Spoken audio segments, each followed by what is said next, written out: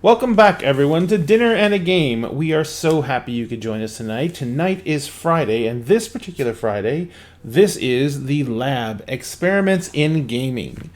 Marcy and Rob and Shaz and Mutiny are going to be here to help tell you guys an incredible story that is going to hopefully entertain you and delight you. And we're also going to be showing you a new indie produced game that the guys selected for you. But I'm going to let them tell you all about it. I just wanted to let you guys know that Dinner in the Game is starting to ramp up our actual process for getting our other shows up and running.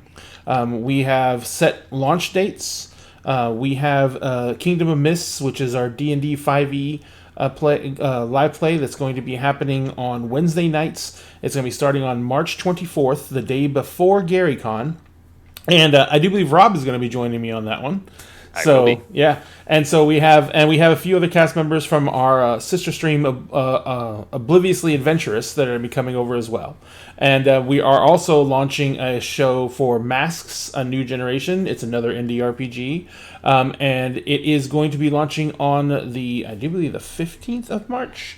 The Monday the week before the other stream is launching. So it is Monday the 15th. Yes, I was right. Yay. And that one is going to be launching, and those are both going to be at 7 p.m. Central Standard Time start times, and they're going to be here on the Twitch stream. And we are going to be doing those as ongoing weeklies. So those are going to be weekly campaigns on those.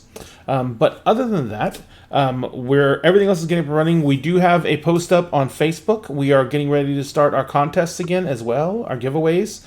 And so we're kind of looking for some help. We want to know what type of prizes you guys would like to see. We are, now that we're branching out more into a lot of representation for indie RPGs, well, we can get in touch with publishers from the indie RPGs and get prizes set up through those and everything like that. We've always said that we never bother with doing anything that doesn't mean we're not helping out the community. So whatever you guys want to see, we will try and make happen for prize support. Our next giveaway is going to be at 11,000 followers on Facebook. So, and then we also have a giveaway that we're doing here. Those minis you see scrolling through the screen. We were going to originally give those away when we hit around 300 followers here on Twitch, but the show got shut down for a while, and since then we've passed 300. We're well into 400. So what we're going to do is we're going to do this. If we can get to 500 followers on Twitch, we will give away a set of those minis to our Twitch followers. And then, if we can also get to 1,000 followers on TikTok, we do have a prize we're giving away on TikTok just for that. But if we get to 1,000 followers on TikTok, we will give away another set of the minis to our TikTok followers as well, who also follow us here on Twitch. So that'll be kind of a double-ended prize. So if you follow us on TikTok and you follow us on Twitch, you can possibly win two prizes, two of the same prize, well, three prizes technically, because you could also win the Wizard's Tower that we're giving away on TikTok. So, but anyway, all that is just water under the bridge now because it is Fridays, and Friday is the time for the lab, experiments in gaming. So I'm going to get my butt out of here, and I'm going to let Marcy take over and the rest of the guys, and I will see y'all later. See you, Ray. See ya. Ray. Get out of here. I'd like to thank Ray and Jess and Dinner and a Game for hosting us. My name is Marcy, Maverless on TikTok, and tonight we are going to be playing Avery Alder's Dream Askew. Dream Askew is a game of queer strife amid the collapse. It's a post-apocalyptic game that follows the lives of marginalized communities living at the edges of society after the world falls apart. Joining me tonight is Shaz. Hello. And Rob. Hey, guys. And Mutiny. Hi. And I guess let's just jump right into it. Do you guys have the sheets that I sent you open? Yippers. Okay, so to begin this game, we are first going to develop the community that our story takes part in. So the the community starts off being called the Enclave, but we can name it.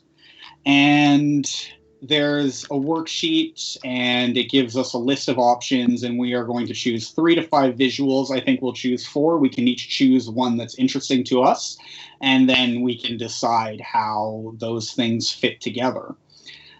So the options are an abandoned, the visual, those things, the options are an abandoned complex, individual homes, shanties and tents, a bustling market, over glass and concrete, swamp, reclaimed green space, community gardens, tunnels, moldy tarps, rust, quietude, wreckage, wilds, blockades, squalor, outdoor kitchens, shrines, splendor, high-rises, heavy industry, a train station, trailers, bonfires, remnants of war, the ocean, wastelands, scrub, flooding, mutant plants blooming, farmland, raging parties, piles of trash, eerie warning signs, running water, repurposed plastics, and coarse fibers.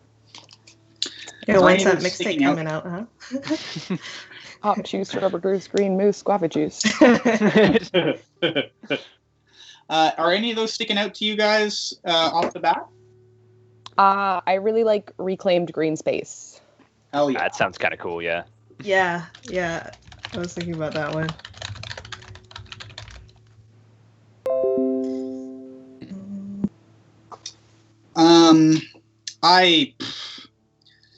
I know every time I play this game, I always pick a train station. It doesn't need to be working. It can be working, but I just love the visual of it. So I'm going to pick a train station. I really do too. I'm totally envisioning tunnels. Yeah.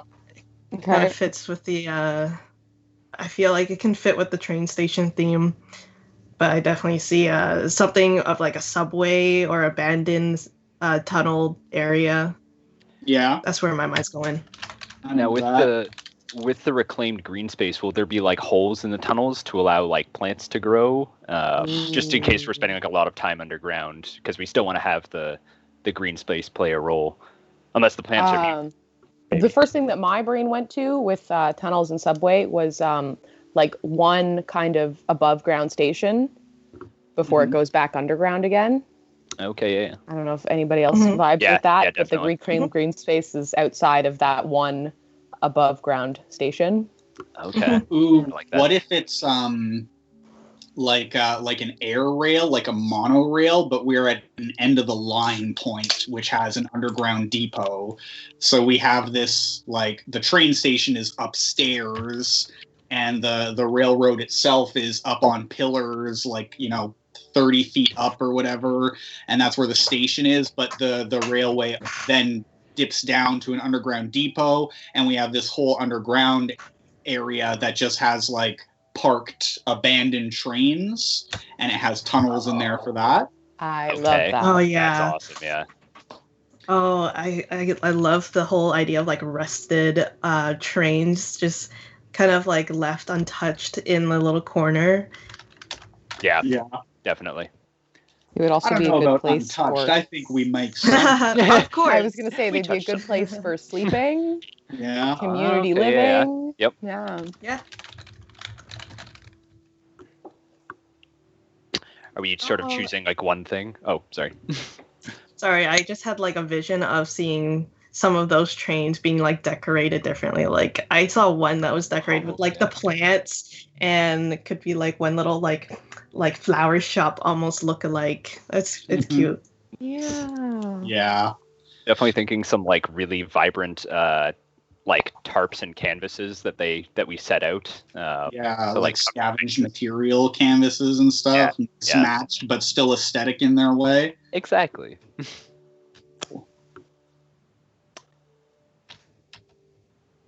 Gotta get the glow in the dark spray paint too on them. And I Yeah. love shrines. yeah, Yeah. I'm good with that. I'm envisioning a large tree that has picked up one of the trains, or like a section of the trains, Ooh. and it is now like grown through it with like Uh-huh. all of its branches, and I'm envisioning that is quite quite integral to the community. Like, oh, it's really cool Uh-huh. looking. I Started love off as cool looking, really like it now. It's a shrine. It's like the elder tree. Yeah, like an old Yeah. oak tree. Yeah, in that case, that actually works into something that I was thinking really well. Thinking about a lot. So this tree, that's a large tree that's like grown and lifted one part of this train up. That tree is quite large, and I think its roots grow through to the bottom, like you were saying, and there's areas where like sunlight gets through because of where the roots have broken the concrete down, so there are shafts of sunlight through this underground part and roots twisting around the roof of the underground depot. I love that. That's amazing. I really love that suggestion love in the that. chat, the fireflies. I was gonna say firefly suggestion is wonderful. That's Ooh. so cool. I didn't even read And that. if you like keep some of the fireflies in some lamps or like the little containers that we find around, and we use that to navigate through. Nice. Yeah, like Yeah. old mason jars. That's cool. I love that. Yeah. Firefly lamps. Such an aesthetic. Yeah. So is there one more visual that you are interested in, Shaz? Not that I can think of. I like the idea of not being in complete dark, but just little tints of light from the fireflies. I don't want it to be like maybe one section of where we're at is completely pitch dark Mhm. and an area that could be explored.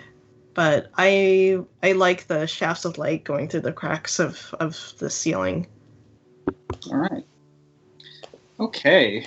I think we have an interesting little area fleshed out here. The next part is that we will choose 3 things that are in conflict in the Enclave. The options suggested are psychic privacy, gender abolition, goddess cults, religious customs, revolutionary fervor, racial identity, indigenous land rights, mutants, scarcity thinking, politics of the void, hedonism, need for purity, party culture, barriers to access, food justice, women's spaces, the use of violence, trauma, the limitless possibilities of queer sex, known abusers, and desiring a return to society. Party culture was one that stuck out to me. Yeah. I like that. I like that a lot. Yeah, some kind of underground tunnel culture. See, we don't have to go with this. I'm sort of envisioning more of like tribalistic rather than like raves. Just Yeah. by what we've sort of described. But if everybody else wants raves, that's cool too. So you're thinking like more like, yeah, I feel that like we're not able maybe to take advantage. Obviously, we have all this darkness and we're really reliant on fireflies and these shafts of sunlight, so we don't have probably much access to electricity. So the way that we do party culture is more about like percussion and performance, and Yeah. we're underground, so I don't think we can really light fires, especially with all these roots as part of our infrastructure at this point. So Yeah, using the fireflies for light and stuff. yeah. Yeah, it's super cool. Okay. Yeah. I wasn't totally envisioning like more of a rave culture. It's more of the almost like gathering of people and healing together in a way that's like quote unquote like wholesome. I love But- that. Yeah. So these are the things that we are deciding are in conflict. So I love this idea of healing being a central tenet that we're putting forward here. To frame it as a conflict, I feel like maybe that is not what a lot of the community wants to do, or the people of the community who think it's hogswash or whatever are I more was actually going to outspoken. say the one that stuck out to me is need for purity. So that would actually go really well with that. Yep, I am Yeah. with that. Oh, that's Yeah. cool. Yeah. Why don't we swap out party culture then for Need for Purity? Because I feel I like that think- would make more sense. I think they make a great head-to-head. Yeah. Yeah. Really? I like them together. Because the society intact's idea of party culture is very different than our society's idea Yeah. of that. Okay, and for the last one, I guess since we've put these two up, trauma definitely would make sense. Hedonism could also make sense. Maybe that's even like, ooh. Maybe those are like the three contested pillars of how this community is trying to form itself. Oh. Okay. Is that something that we're interested in? Hedonism, Yeah. purity culture, healing culture?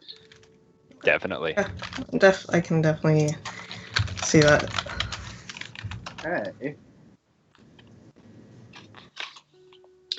All right. Okay, so we have fleshed out our enclave now. So what we move on to this point is making our characters. Now, Rob, you've already said you're interested in the iris. If anybody else wants it, I don't want to like hold on to it, but yeah, I definitely like the appeal of the spiritually connected. Especially in this setting. Yes. Yes, very happy with the setting. Fits perfectly.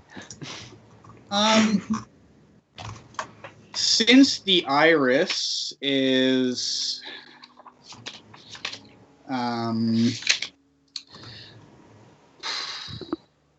I guess before we talk about characters to the audience, I will talk about the settings in the game. So one way that Dream Askew manages being a DM-less system is by having a selection of settings broken down, and those can get played by characters at times when they're relevant. The settings are the varied scarcities, the outlying gangs, the psychic maelstrom, the society intact, the digital realm, and the earth itself. Normally, if you're playing Dream Askew, you'll hand these out and choose some desires, and then that person will be the person who starts off running that. What we're going to do, since we're running a game for an audience, is that we are going to pick these up as they become relevant and define them as they become relevant, because sometimes you play a game, one of them might not come up. So with that in mind, the iris interacts with the psychic maelstrom. The psychic maelstrom touches us all, but the iris has been indelibly marked and changed. Their gifts are unprecedented and inexplicable, but men may hold the secret to our healing. What is everyone so afraid of? The iris is an unnerving individual. Their power is mysterious, ephemeral, and unprecedented. You don't really have to decide now, but just to start, do you have an idea of where on those three things your iris sits? I'm kind of imagining the shrine might be yours, although I might play the torch, so maybe the shrine isn't yours, or maybe the shrine is both of us. Oh, I like that.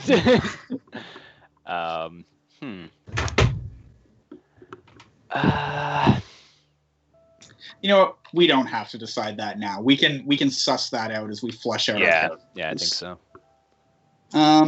I do think that I would like to play the torch. Did either of you have your eye on that? Nope, you can go right ahead unless Mutiny wants it. No, I'm good. I was kind of looking at the hawker. Ooh. Yeah. Right. I was looking at the Stitcher. Yeah. Yep. I love playing Stitcher. I'm going to read for the torch. All routines are mundane. All routines and mundane knowledge crumble under the weight of apocalypse, but the torch has answers. Are they ancient teachings, ecstatic fantasy, or a new faith dawning. Followers draw near to their warm glow. The torch is a compelling individual. Their power is spiritual, social, and mystical. Would you guys be interested in reading out your characters' little preambles? Yes, teacher. For the hawker, it says, the market failed. The shops and restaurants and factories closed their doors. And into that void stepped the hawker, hustling and working odd jobs, pulling a livelihood out of the rubble of the apocalypse. The hawker is an industrious individual.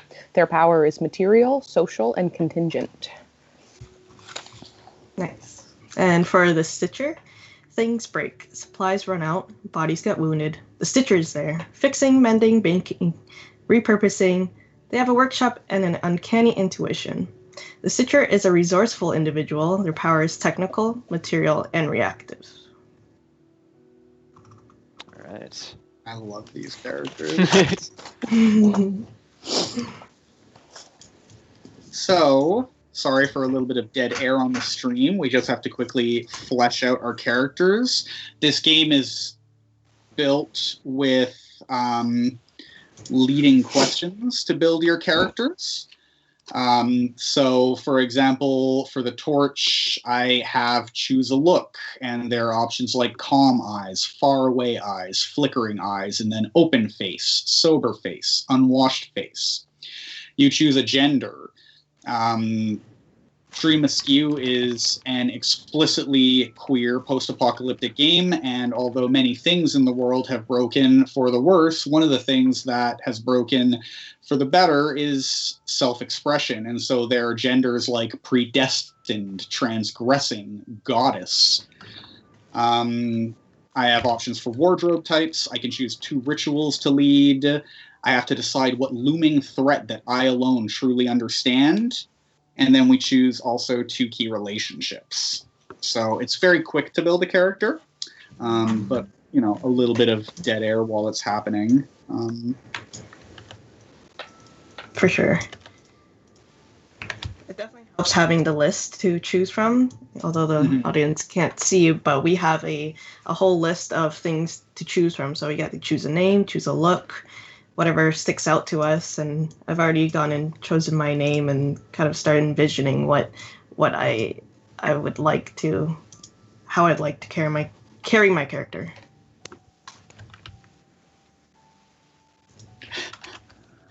One of my wardrobe style options is witch chic, which I am obviously taking. Yes. I would be offended if you didn't.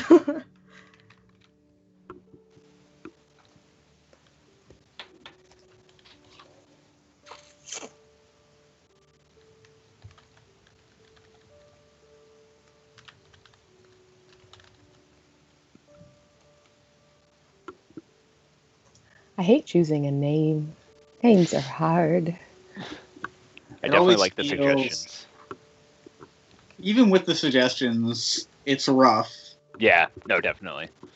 I normally suck at choosing a name, but I gravitated to one on the list, and I'm like, I love this.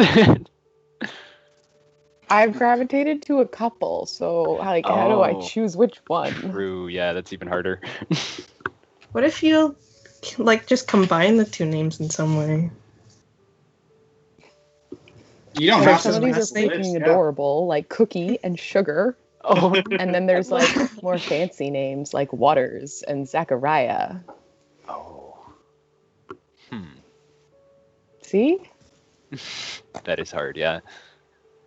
Ray just said to throw it to chat maybe if you want to, but it is up All to you. right. Well, should I be Cookie, Sugar, Waters, or Zachariah? It's your top 3. That's 4. Oh, 4. Oh. I thought the last one was one name.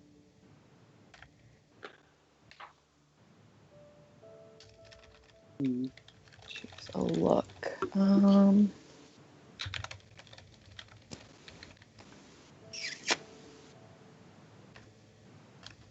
Getting Cookie and Zachariah.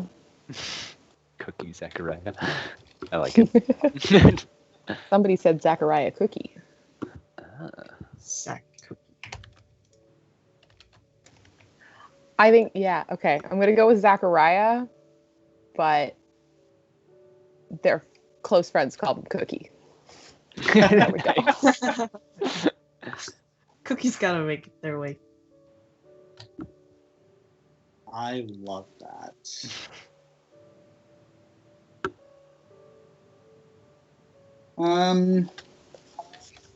Have either of you chosen a name just so I can fill that in?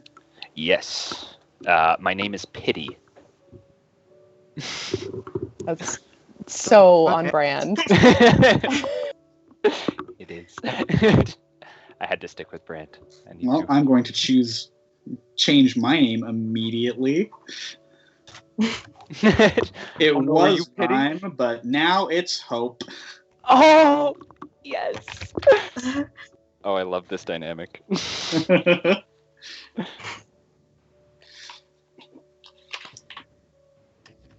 Okay. I'm just going to grab another drink. I will be 1 second. Not 1 second, like 10 seconds. No, I can promise you, chat, we will not be adversaries this time.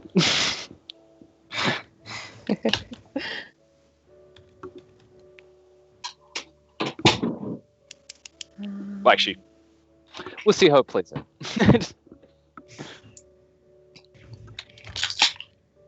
All right.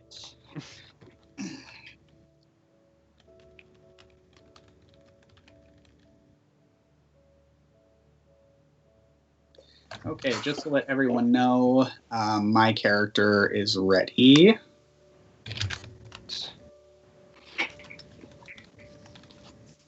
Sorry, I was just laughing at I was reading through the other things where I have to decide where I get the bulk of my supplies, and one of them is people just bring me weirdest shit. Like, yes, that one. Yeah. All right, Marcy, I am ready if you would like to present. I don't know if the others need a little bit more time. Can you guys still concentrate if we're talking? Oh yeah, I can at least. Cool. So my character, the Torch, is Hope.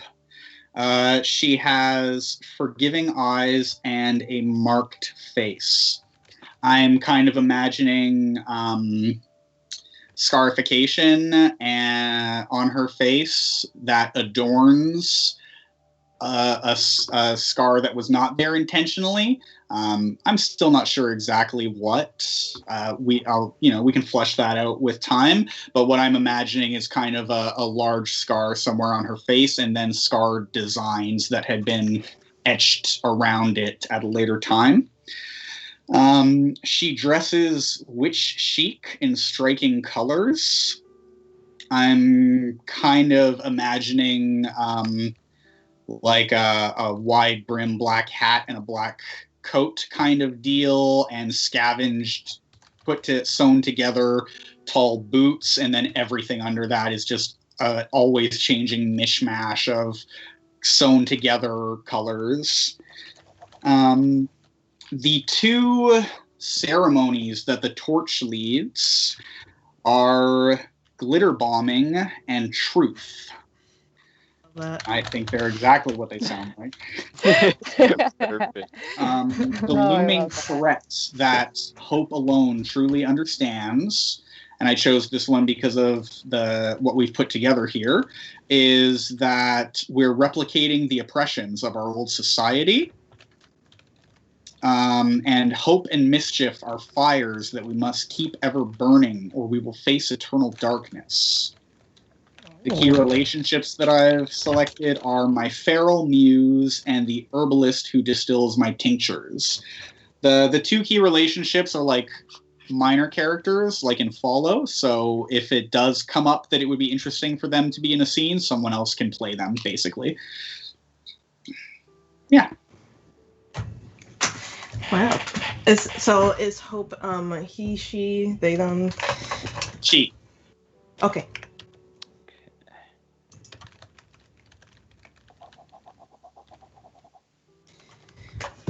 still got a little bit to choose for Stitcher, but I'm almost there. Sorry, I love this one. 2 key relationships. The slowly dying drag mama whose pain I ease is amazing. Yeah, do it. Pizza Queen said that I am giving V from Cyberpunk vibes, and I did not mean to replicate my exact character in the video game that I'm playing, but yes, I did.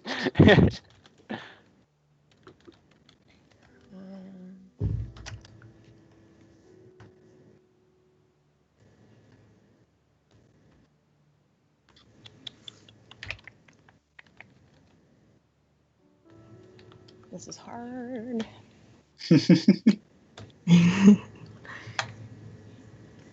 Yeah, I'm trying to be a little bit quick with this.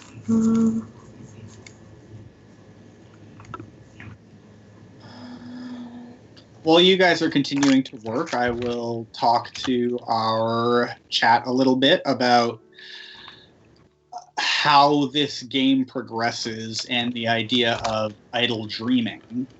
So Dream Askew is a no dice, no master system, which means that there is no DM and also there is no die roll.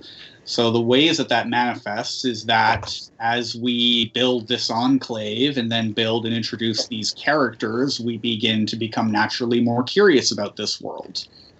And we create scenes by asking each other questions and then framing scenes around those questions. As the world gets broader, our curiosity about the world also gets broader, and we continue to follow that curiosity and to frame more scenes around wanting to know more about what goes on here and how people live.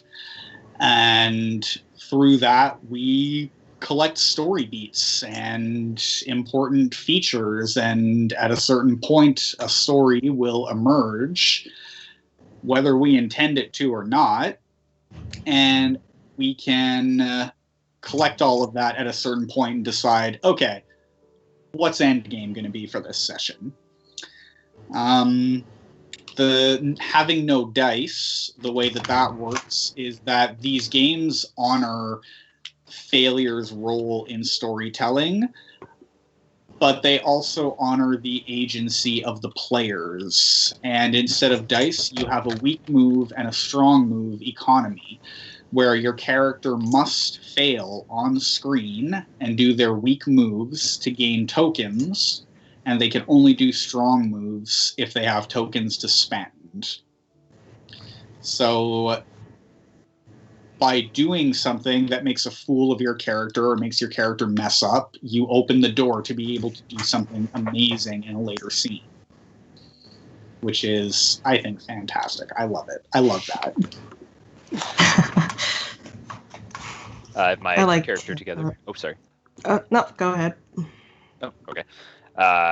So I am the Iris, of course. Her name is Pity, and yes, it is she, her.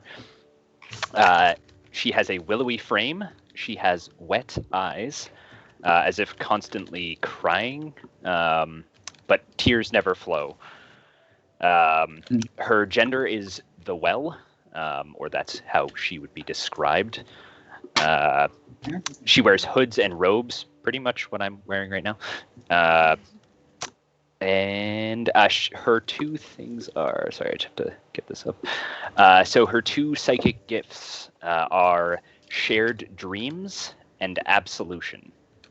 So those are 2 things that I provide.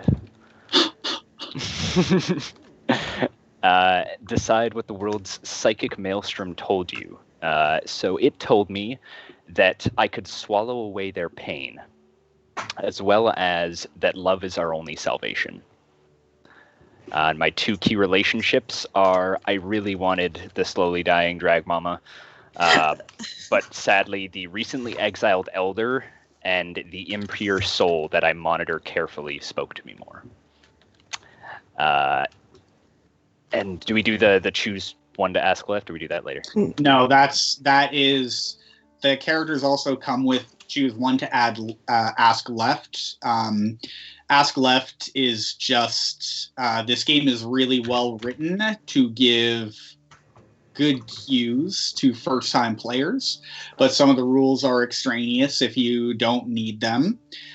So we can just ask that to whoever we would like to ask that to, and that's sort of guides for the early scenes before we've fleshed out the world enough to let our curiosity have its own way with the direction. Those questions are cues so that we have some early fleshing out options.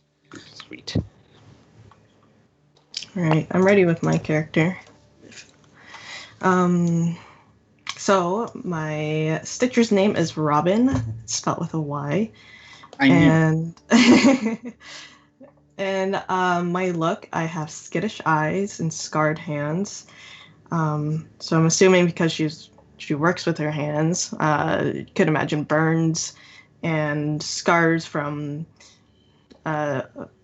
like diverse amount of sized scars. Mhm. Gender, I say bigender, so he, she will work for me. Choose 2 wardrobes. I have countless pockets and overalls, and I would like to add that in one of my pockets I have a rock that I always carry with me. Okay. And my workshop functions, I do vehicle repair, and I also do, well, this is one thing.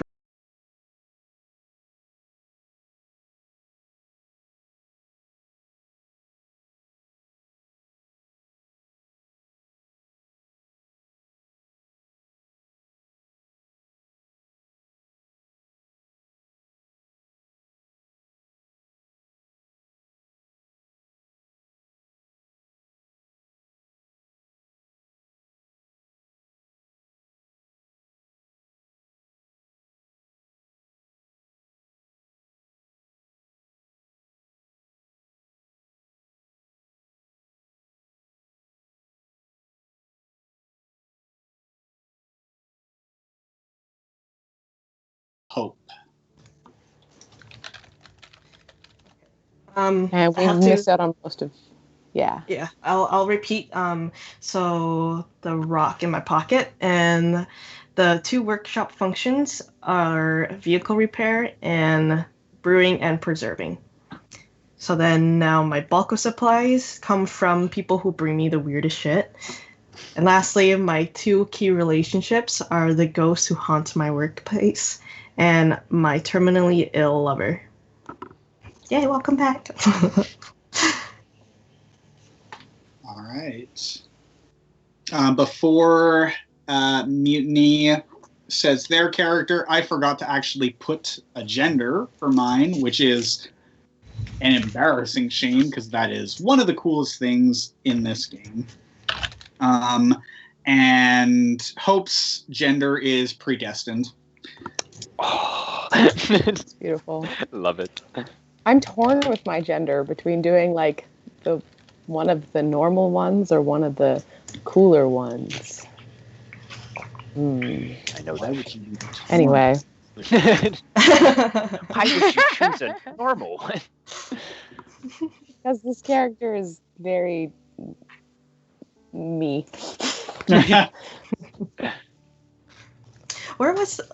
Wasn't there like one game we played?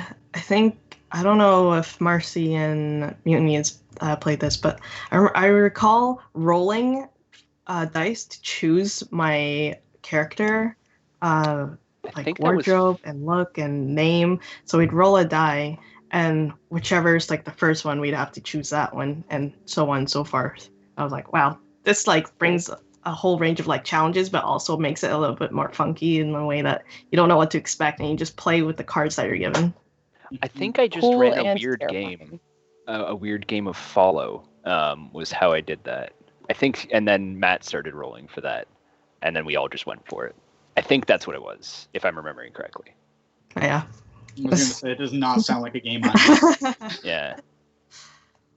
Yeah, it was very nice to do like pure D-Human improv. says me with gender as well. I am torn, and I love that. That is amazing. Yeah, I definitely feel that. All right, but I do have my character. So, the hawker, name is Zachariah, nicknamed Cookie amongst friends. They have an honest face and manicured hands.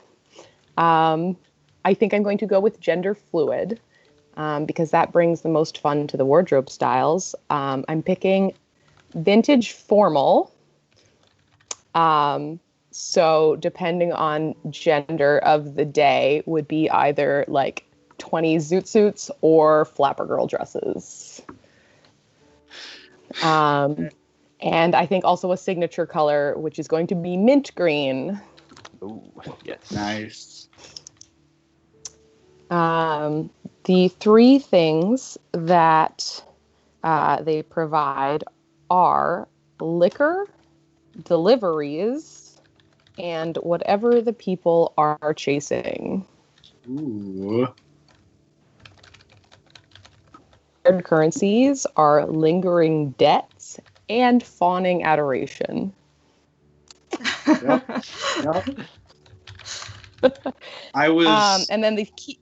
Oh, go ahead. I was kicking around the idea of the hawker right up until the world that we built made a head-to-head between, not a head-to-head, but a complicated relationship between the torch and the iris more interesting. And I 100% was going to choose lingering debts and fawning adoration. We are the same. Same wavelength. And then so the two key relationships are the pissy killjoy next door and also the wasteland salvager who brings in what I need. Pissy killjoy. That's a great way to describe somebody. All right. So the last thing that we should tell each other before we start the game is that each character has a lure. And the way a lure works is that if another player participates in your character's lure, they get a token. So that is another way that you can get a strong move token, is by connecting with another character's lure during a scene. My lure is whenever someone participates in one of my rituals for the first time, they gain a token. Now, I'm just going to say, none of you are participating in glitter bombing for the first time. So you're going to have to participate with truth for the first time if you want a token from Hope. Okay. Dang it. I can do that.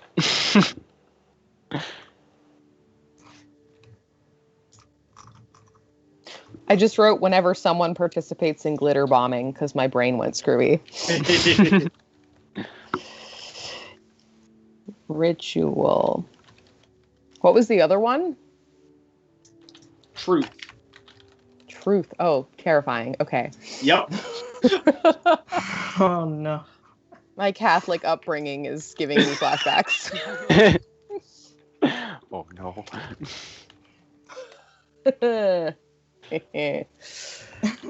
What are your lures? Mine is whenever someone offers you a new gig or gets hooked on your supply. Okay. Make some good mushrooms there.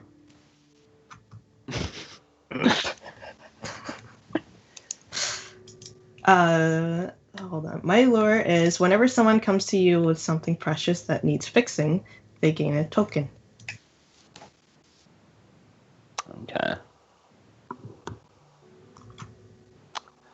My lure is whenever someone invites you to use your psychic gifts on them, they gain a token. I did not give myself enough space to write. Okay.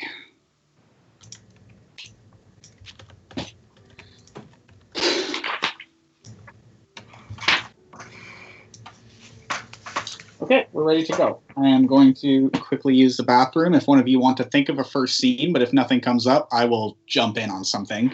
1 minute. Is Remember, not my strong suit. you can use the questions on your character sheet of the character to the left. You can just ask that to anyone, and you can use that to do a I think you first. should play the whole game upside down like that. Yeah. No, yeah, thank just you. flip it around. Hold on. Let me pull this up. Sorry, lots that's going on. Trying to get myself organized. Questions. Derp.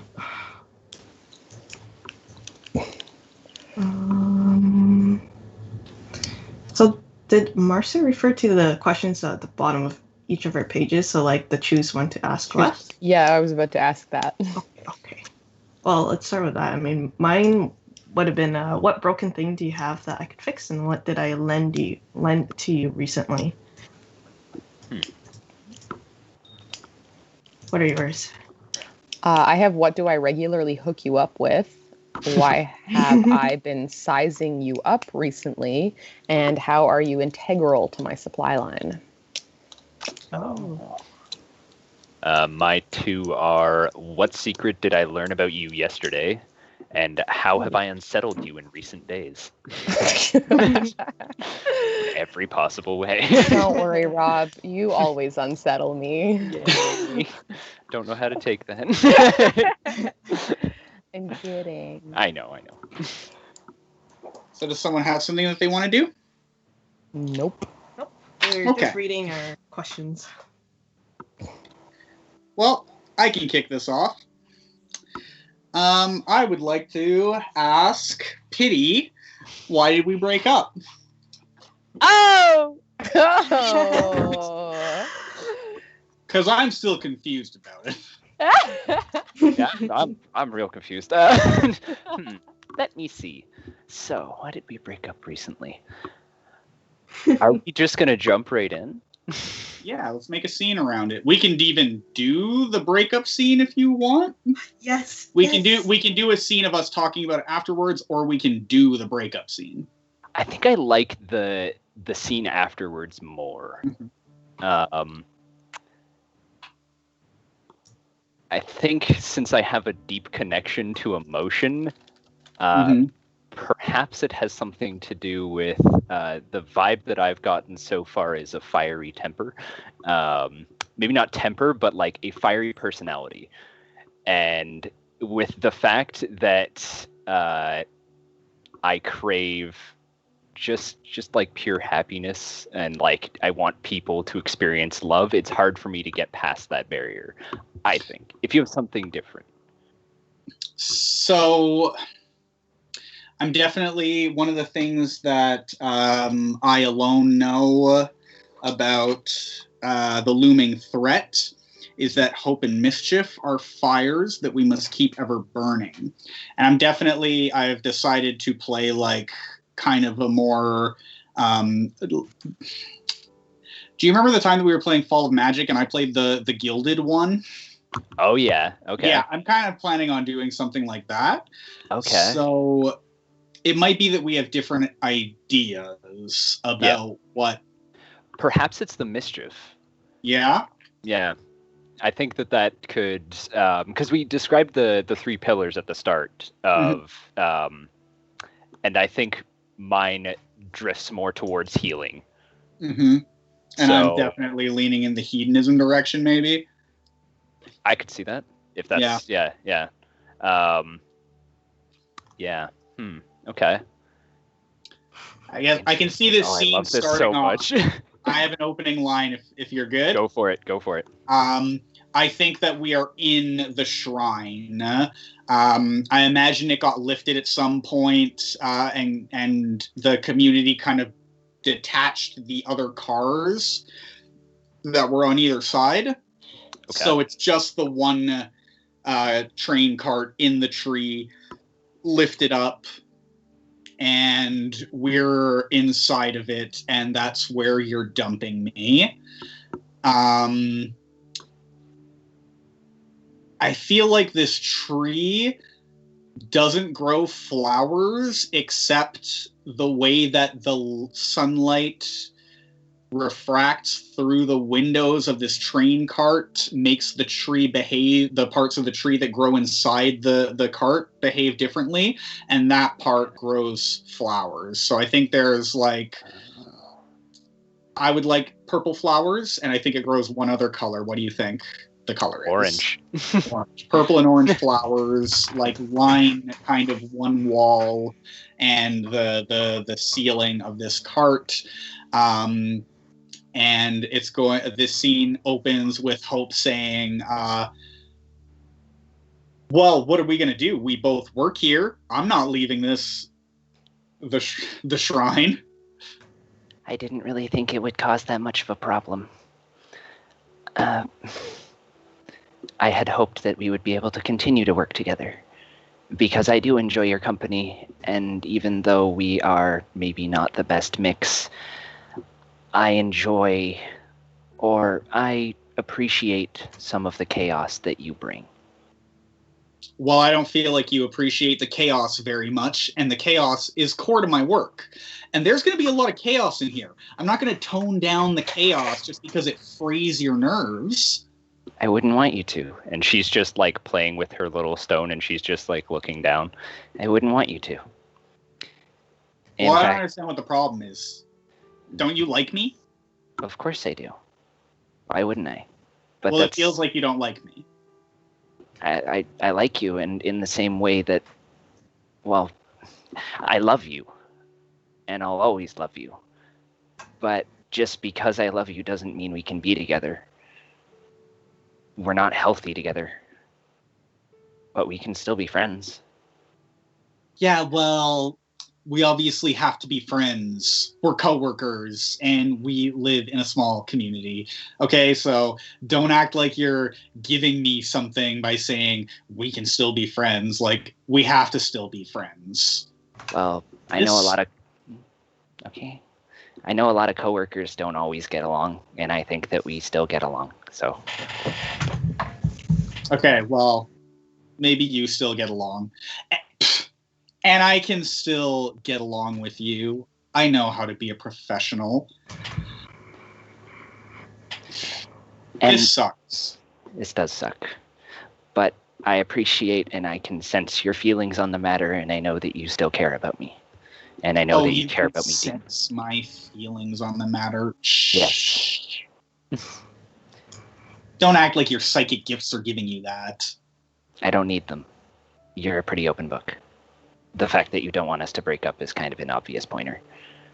You know what? I don't even care. It's fine. Things are always changing. And change is the nature of the Maelstrom. And I know that you would never love or be anything separate from your Maelstrom. And I'm hungry, so I'm going to go. And I look forward to working with you in the future. You're not going to offer me... Pity. Don't look at me like that.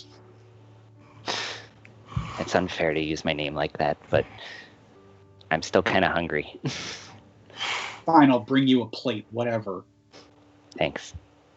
I'll see you tomorrow at work as well. I think that's 15. We can, yeah. Oh, the sass level. Oh. That was amazing. I love those scenes. Sorry, somebody's knocking at my door.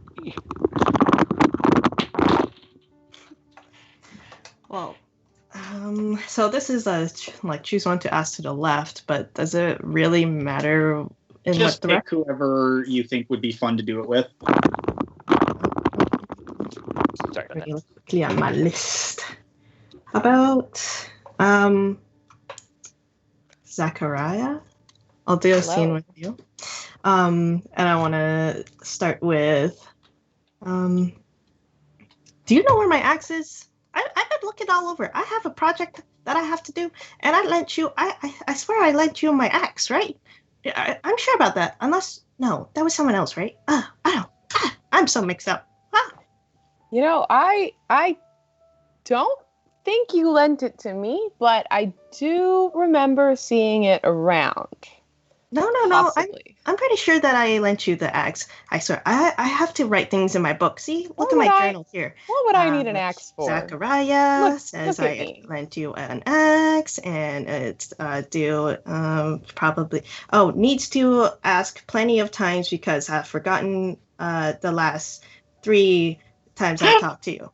So I am so hurt that you would say such a thing about me. Oh my gosh. I never want to offend you. What would I need an axe for?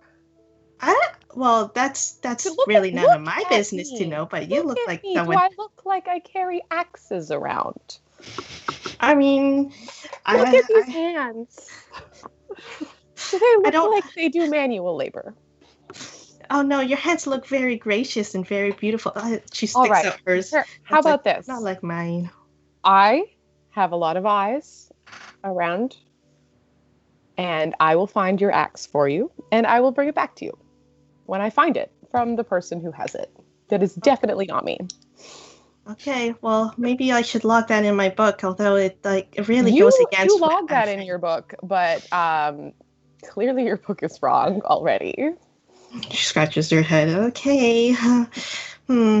I really need to get my memory checked these days. Oh boy. No, it's just there's a lot going on. Just the world, difficult times, the maelstrom. I understand. It's okay. It's okay. It's water under the bridge, as they say. I'll trust you. I'm just going to log that in the book. How about you sign this one this time, so I know for sure that I am not going alone insane. All right, I'll sign your book. And they draw a cutesy little heart with like a check mark through it. Robin has like the widest grin on her face, like, oh, Daddy's so pretty. As she like stares at it as she like turns around and walks away. Like mumbles. Goodbye. I'll find your axe. I have a scene that I would like to do immediately, if that's okay. Yep. So I would like to do a scene with Zachariah. And I think that Hope has just found Zachariah a little bit outside of the settlement while doing a wilderness walk and collecting themselves. And so I'm kind of imagining like through a grove of trees, and this was a monorail station, but an end of the line station. So I kind of imagine that there are fields around, and the fields have become overgrown and trees have started to grow up. So you have to walk a little ways out, and Hope is going to find Zachariah out in the field past some trees, chopping wood with a little fire burning, and just axe in hand.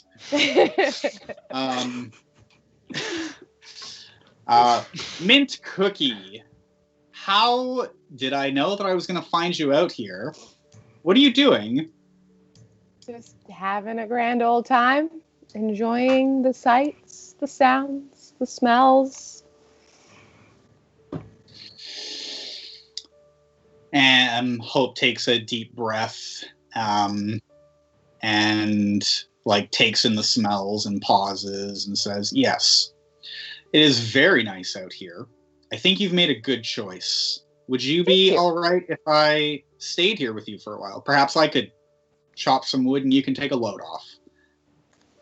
Well, that's just lovely of you to offer. And Zachariah hands Hope the axe and very quickly sits down in the grass and leans back and against like a stump. Mm-hmm.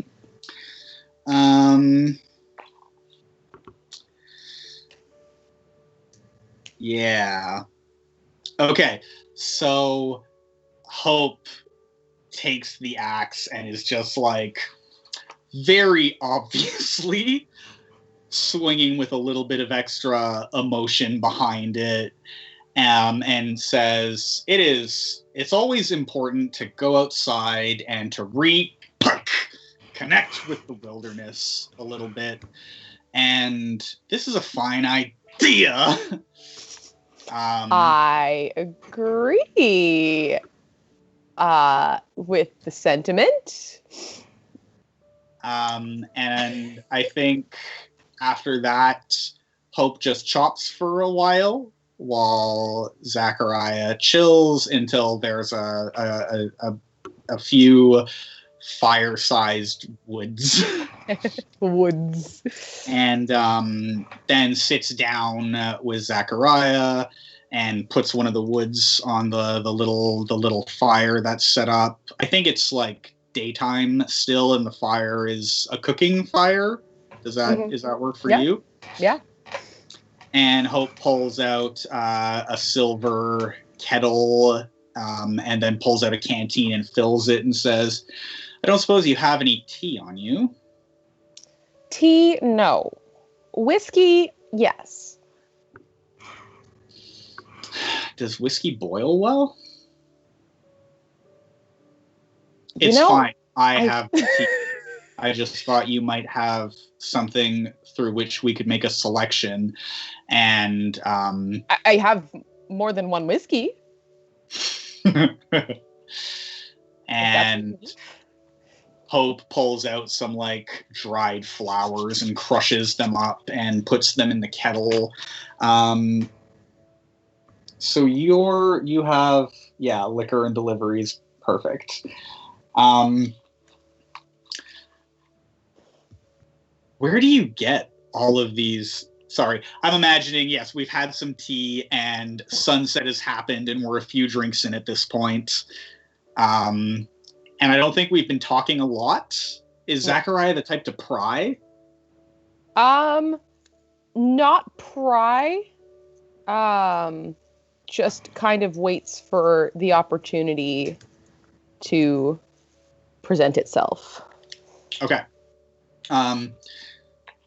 So we've had a few drinks, and Hope is starting to get tipsy and says, where do you even get all this liquor? Oh, trade secrets, my dear. If everybody knew, then I'd be out of business. You can't just call something a secret to me. My whole job is about uncovering secrets and making sure that they're exposed to everyone. So I'm going to pretend you didn't say that. If you pop up this So I missed the last thing you said. If you top up my tea a little bit. I suppose I can do that for you. And pours like half an ounce of whiskey into it. A little bit. You know what? Okay. Hope narrows her eyes at you when you do that, and I think Hope can take the hint that this is not the time or place to be getting too dark or sad, and is going to change tacks immediately.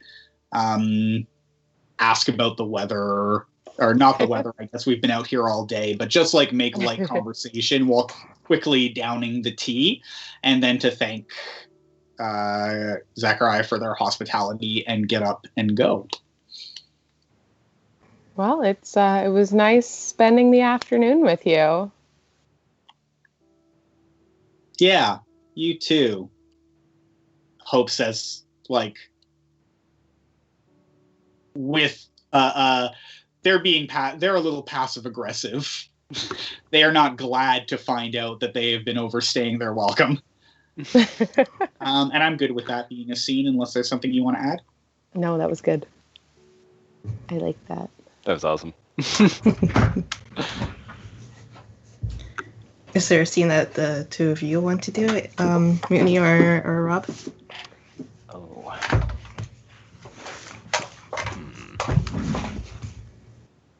Oh.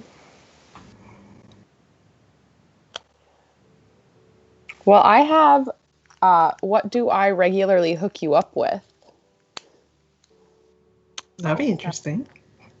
I'd like to know that. Pity.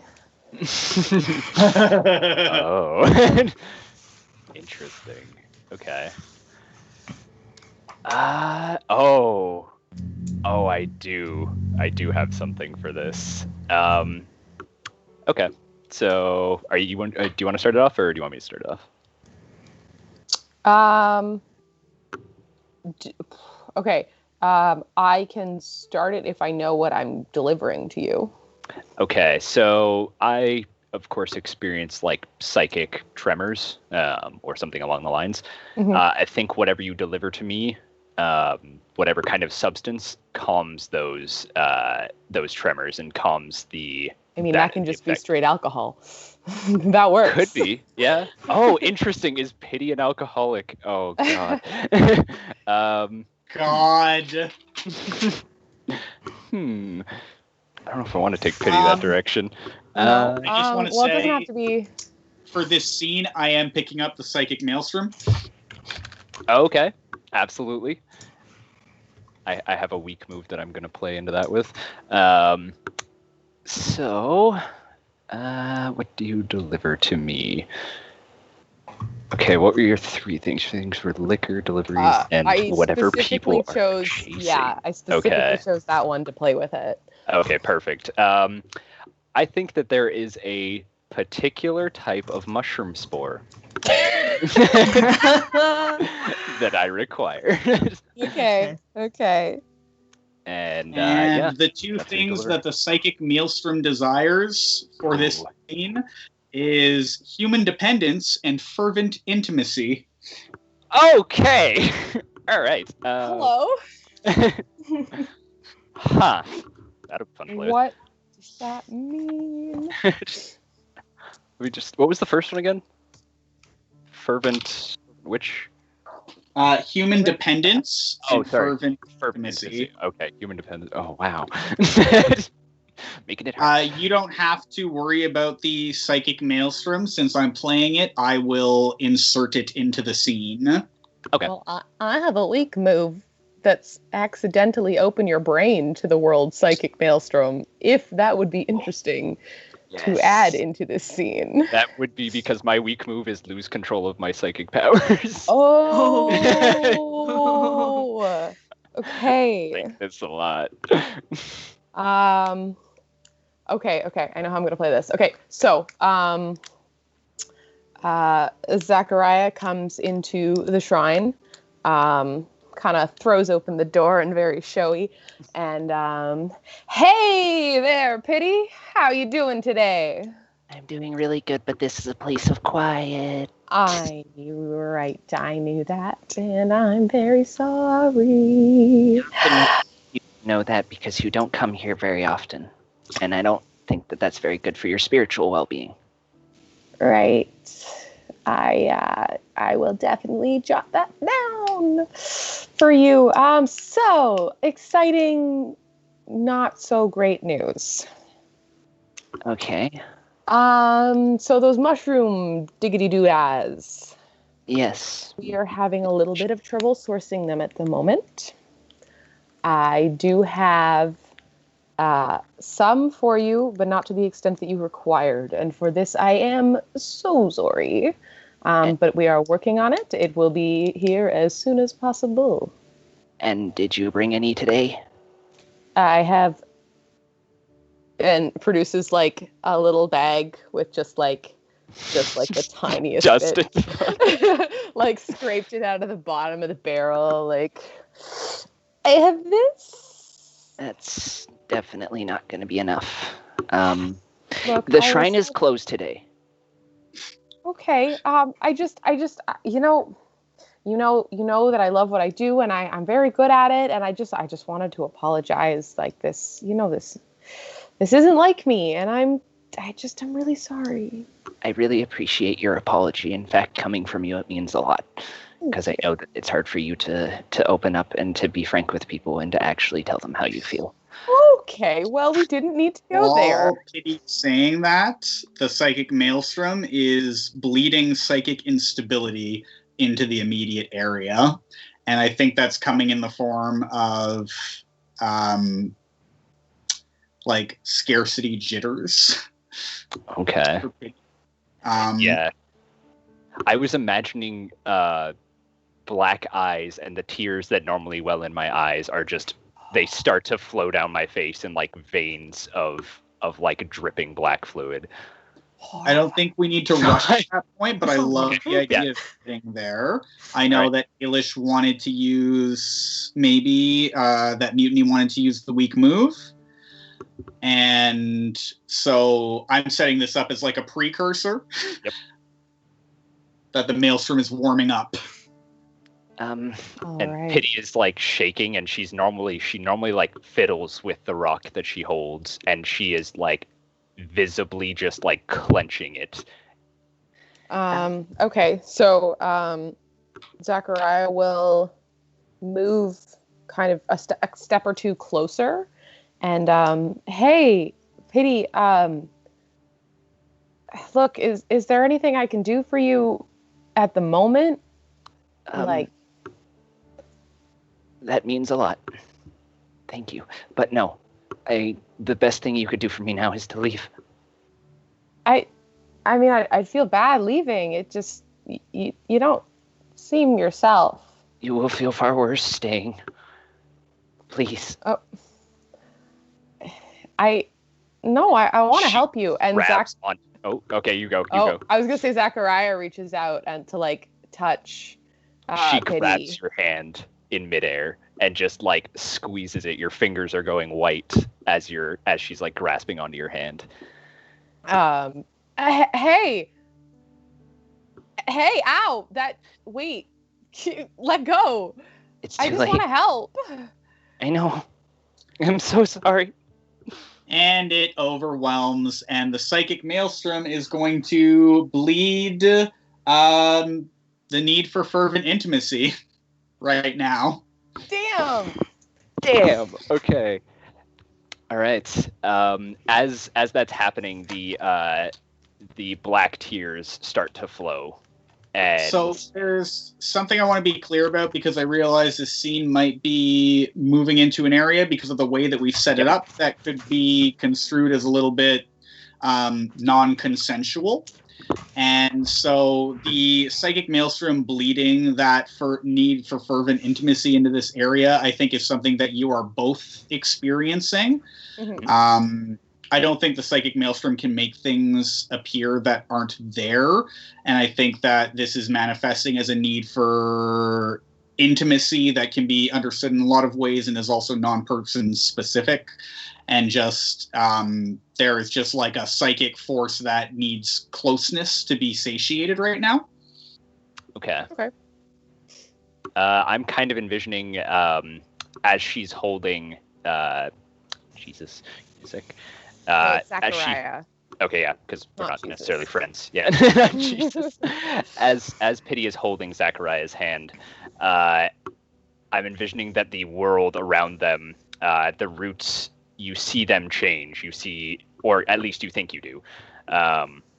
And there is just a blinding white light that radiates from inside of Pity. And she pulls your hand quite a bit closer and just wraps her arms around you. Okay, yeah. And I was thinking Zachariah just kind of pauses for a second and then same thing, kind of just brushes their hand across the side of Pity's face, just ever so gently, and then into their hair, and then also down their back and into returns the embrace. Oh my God, that's amazing. Pity is just holding you, and the black tears that are flowing from her eyes are now quite vivid because of the blinding light coming from her. I think Zachariah also starts crying, which is not normal at all. Okay. Are Zachariah's tears black at this time? Oh, yeah, I think so. And just out of sheer terror at what is happening, Zachariah just like clutches tighter and buries their head kind of into Pity's shoulder. I actually really appreciate that you stayed. Yeah, me too. I don't normally. In fact, I've avoided anybody but Hope for fear of this. It scares me. Uh-huh. I can see why. I am also very scared. I can promise you that it will end and everything will go back to some semblance of normal. But I don't know if I know what normal is anymore. I don't think you want to know what normal is anymore after this. I think that it changes people. I think that it hurts in the best possible way. This is the only way that I can take people's pain.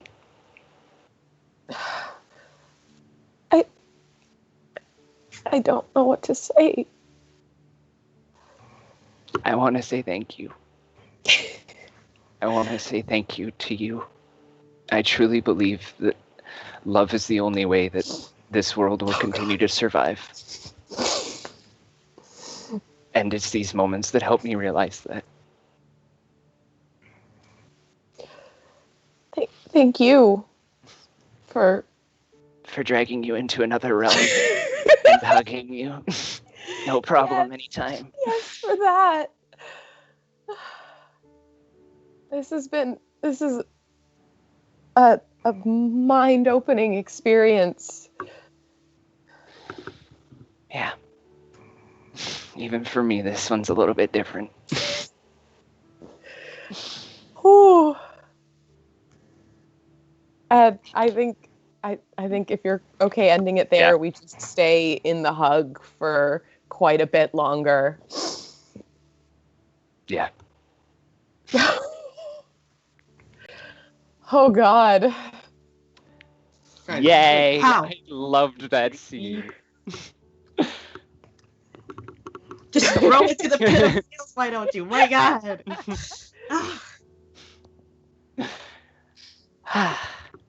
Oh, I lived those moments. That was really nice. Thank you, both of you. Thank you for making that the option, because I actually really loved that moment. Yeah. Yeah. That took me into very emotional places. Yeah. I love that.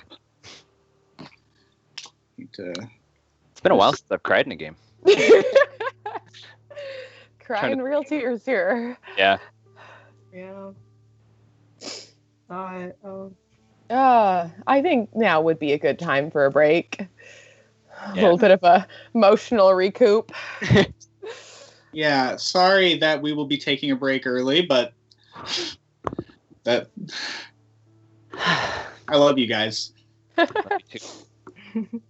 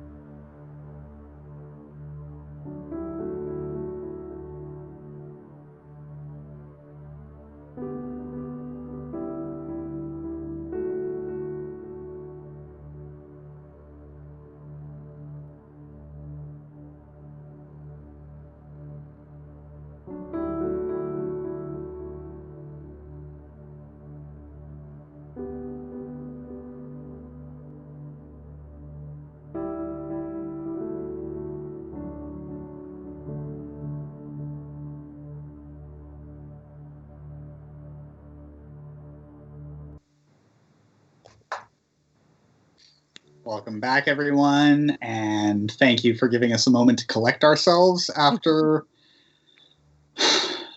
one of our best scenes all in, I think, our entire non-public history included. Yeah, 100%. Yeah, that one definitely had some weight behind it. Does anyone have an idea for where they'd like to pick up a scene? Oh. Maui is awesome. Pardon me? Maui.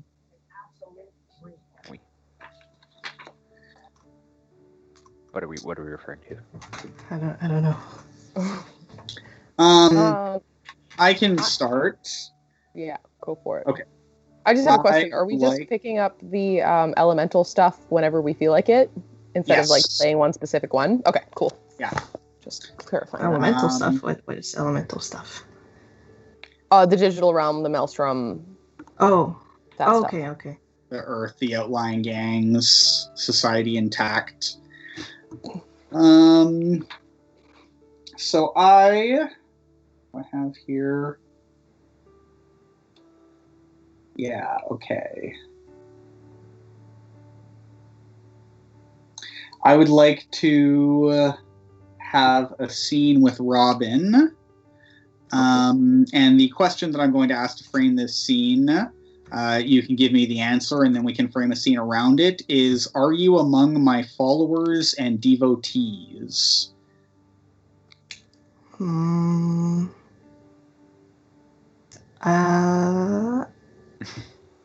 I feel like we need a better picture of what exactly we're following, though. And maybe Robin will ask, so what? I've noticed you would like to hang out with a certain group of friends all the time. They don't seem too friendly sometimes, and sometimes they are. I don't know. I don't like to talk to lots of people. Could you? But you seem approachable.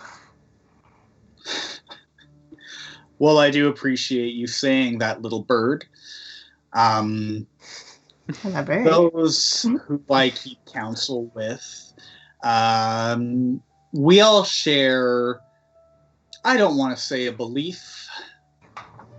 It is more of a guiding concept that the things that truly hold us together here as a community and as a people is the sense of joy that we share while experiencing the world.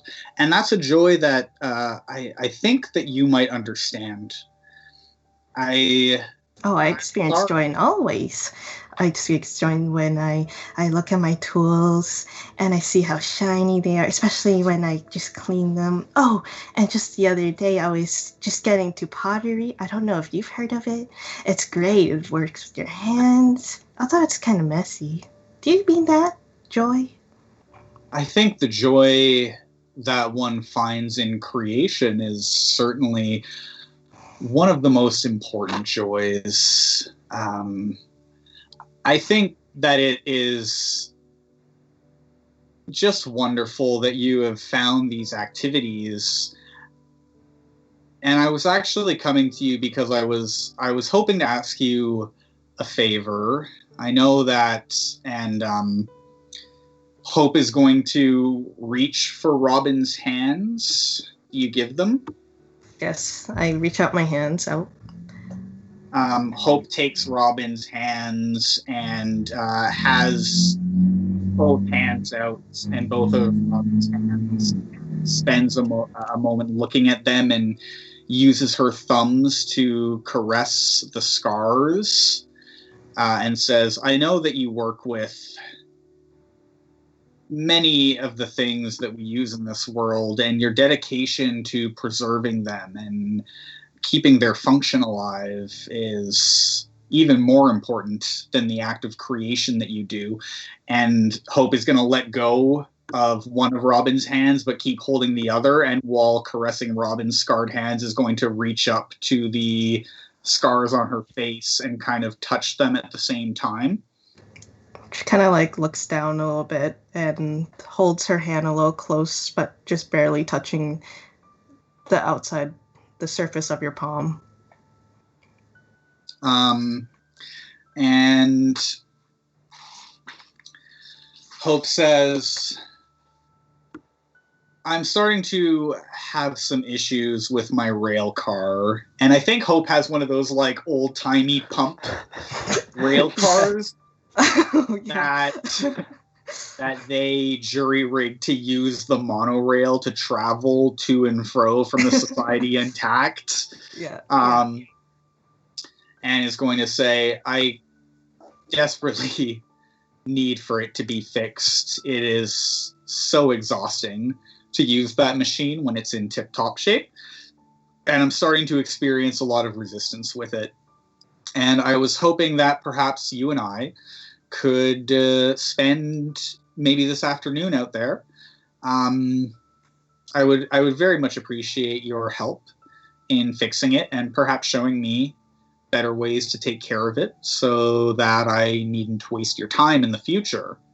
I'd love to help you. It's definitely something I love to do.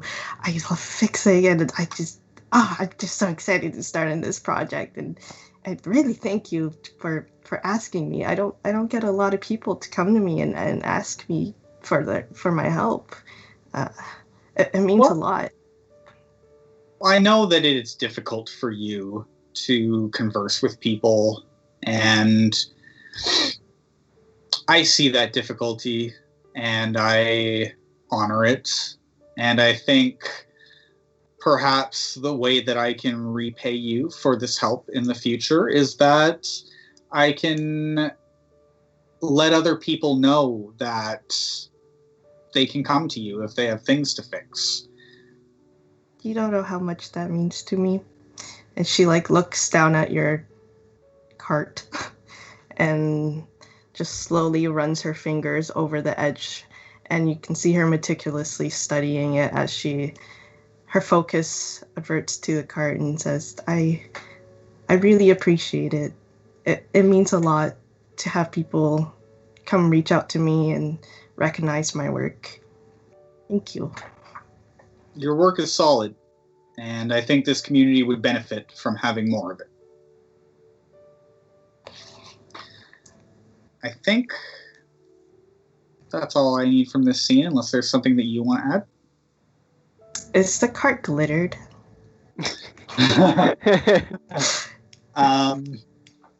The cart definitely has spasms of glitter on it. It's clear that people have been glitter bombed on this cart before, and you can see that there's like explosive streaks of glitter in different colors in different directions, but around the sort of the other side of the hand cart, there's almost a clear area. Like there's always something in the way there. Amazing. All right.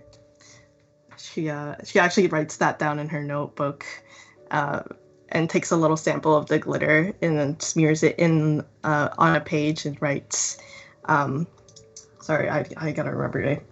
Hope's glitter cart, and she puts like a little happy face and a heart.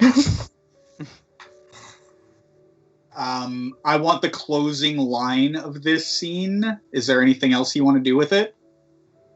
I want the closing line of this scene to be like far away from the cart, kind of like a panoramic shot of like the monorail, and you can barely see the little cart and two people standing on top of it, and then Hope's voice just really clearly being like, "Did Zachariah say that they don't have your axe?" Just cutting off there. Yes. Love it.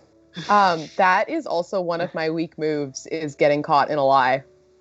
Oh. Just Oh. Putting that out there. True. So yeah, Rob, you have a token.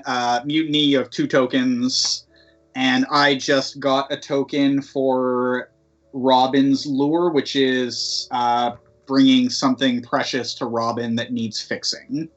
Oh. Nice.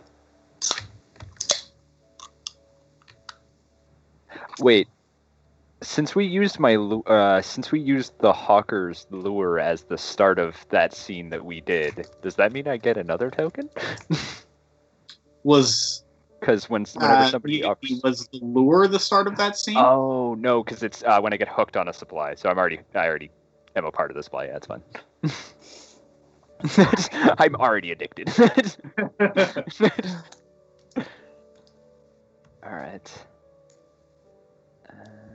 Where would we like to go from there? That is a good question. I would like to participate in one of Hope's rituals. If you want the token, it has to be truth. That is fine.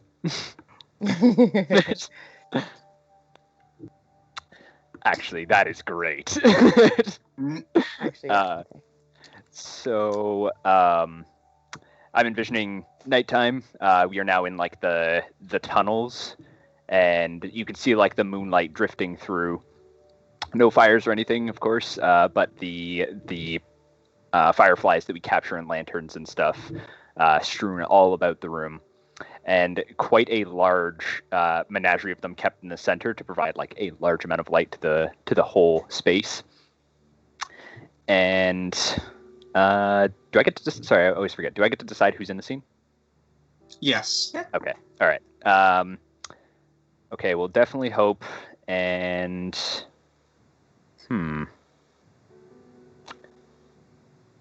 Oh, I might want to just do it with Hope. I'm just not sure how to like. I want to bring Zachariah, but I'm just not sure how to bring them into the scene.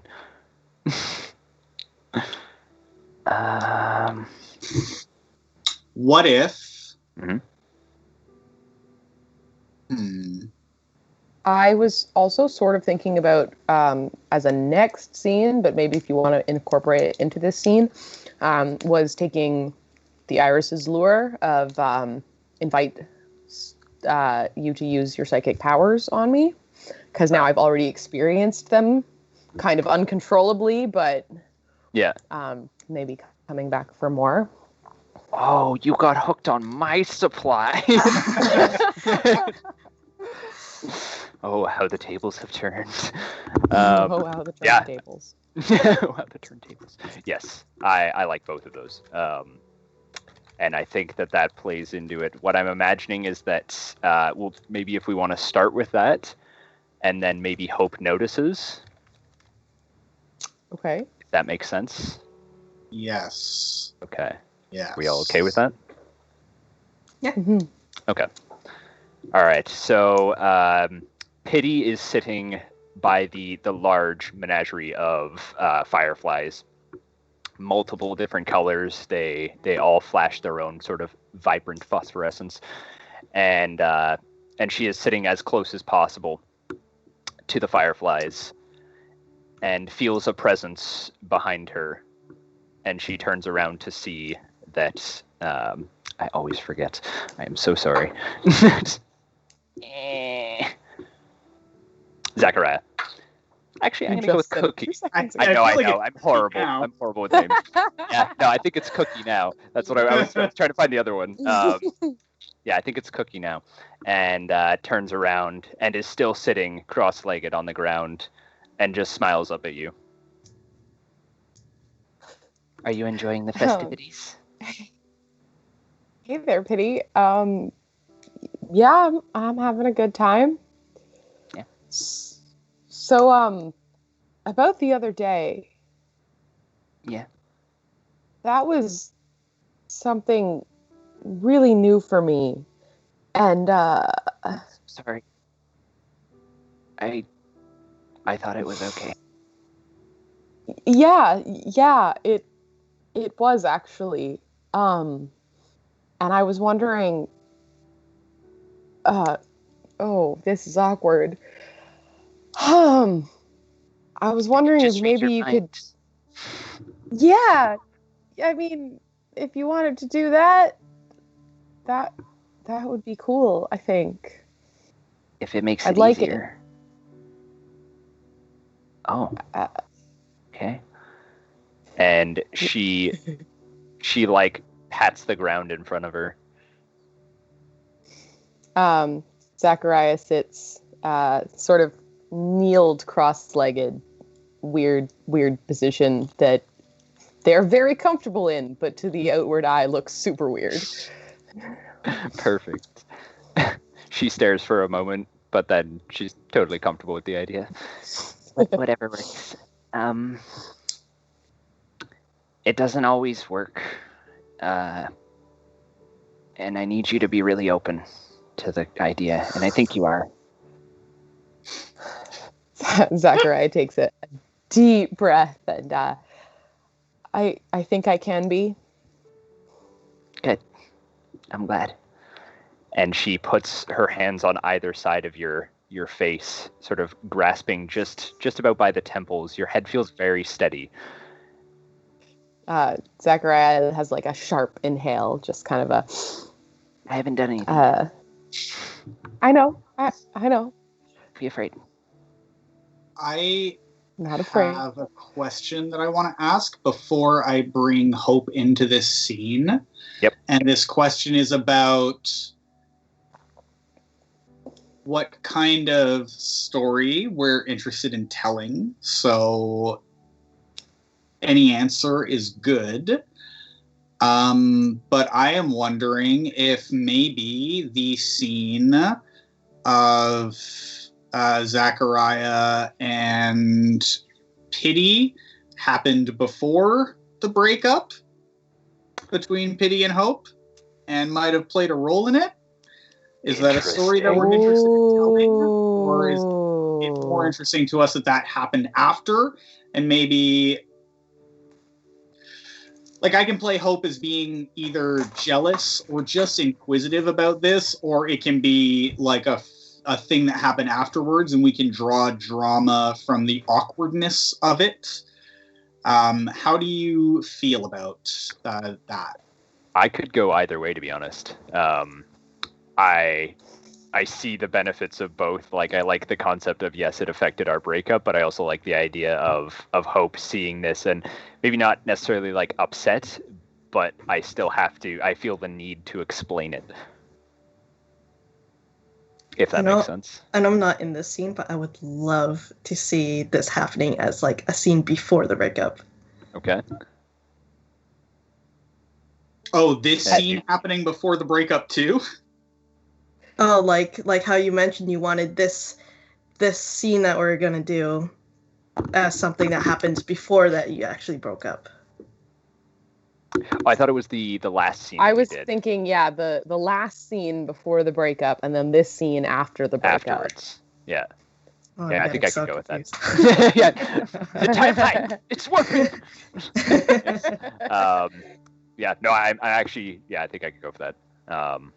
That could be really interesting. Yeah. Okay. So yeah, and has the breakup just happened? Is this something recent, like very recent? And now we're experiencing this once again, and Zachariah has come up to me. Okay. Is that what you're thinking, Marcy? This is also interesting because then I think because this would be happening after the axe scene as well. Yep. Oh. Yeah. Mhm. I feel It's all like coming Zachariah full circle. is well, no, we're a small community, so I don't think this is new to anyone except maybe Hope. So if you guys are okay with it, you take people, you consume people's pain through your practice, right? Correct. And you're doing it in kind of a public place right now, so I guess it doesn't always have to look like the whole like psychic maelstrom goes wild, like slip into an alternate universe, both crying and black. Okay. This is a Yeah. tame We've version. gotten some mushrooms since then. Yeah, I think this is So how do you feel about, like, you start the ritual, we will still Mutiny will still get the token for inviting the ritual, that's or the practice, that's fine. But once you finish, you kind of come back to the world, and Hope is just like standing above both of you with like a gnarled staff that's carved out of the roots of the tree, a part that had like died off, and that's where they got the staff, and from it there is a lantern of only purple, like hand-picked purple fireflies, and Hope is just standing above you, and a few of the members of the community are all carrying their own purple firefly lanterns around, and says,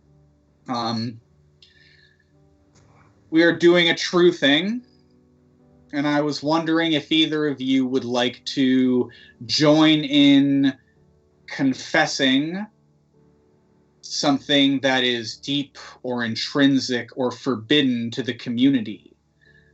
For what we do when we share these truths is we unmask ourselves and show our true face to each other. You know that I care deeply about absolution, and it's upsetting that you had to ask. And she stares at Hope.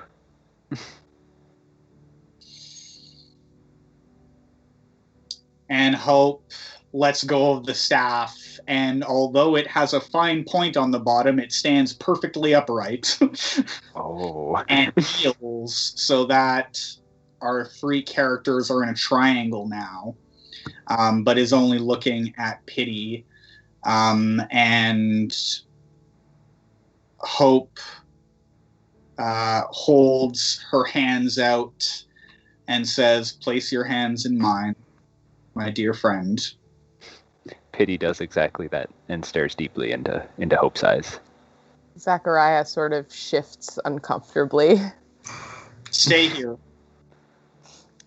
Yes, This ma'am. involves you as well. You're a member of this community. Yes, everyone should hear. Zachariah just lowers his eyes to the ground. And I'm open to everyone with figuring out how this is going to play out, but I want to use one of my weak moves, which is botch a ritual, exposing myself to risk or ridicule. Oh no. Okay. Interesting. Do you want to play up the jealousy and maybe like your emotions take kind of control and you lose focus, or? I can go that way. I don't think that that's intrinsic to Hope's nature. Okay. I'm wondering if there's enough tension between Hope and Zachariah for Zachariah to do something to break this ritual, maybe? Oh. Is that something that you would be interested in playing? Okay. I like the don't- concept of that. So, oh yeah, sorry. No. Yeah, no, I like that. Let's see.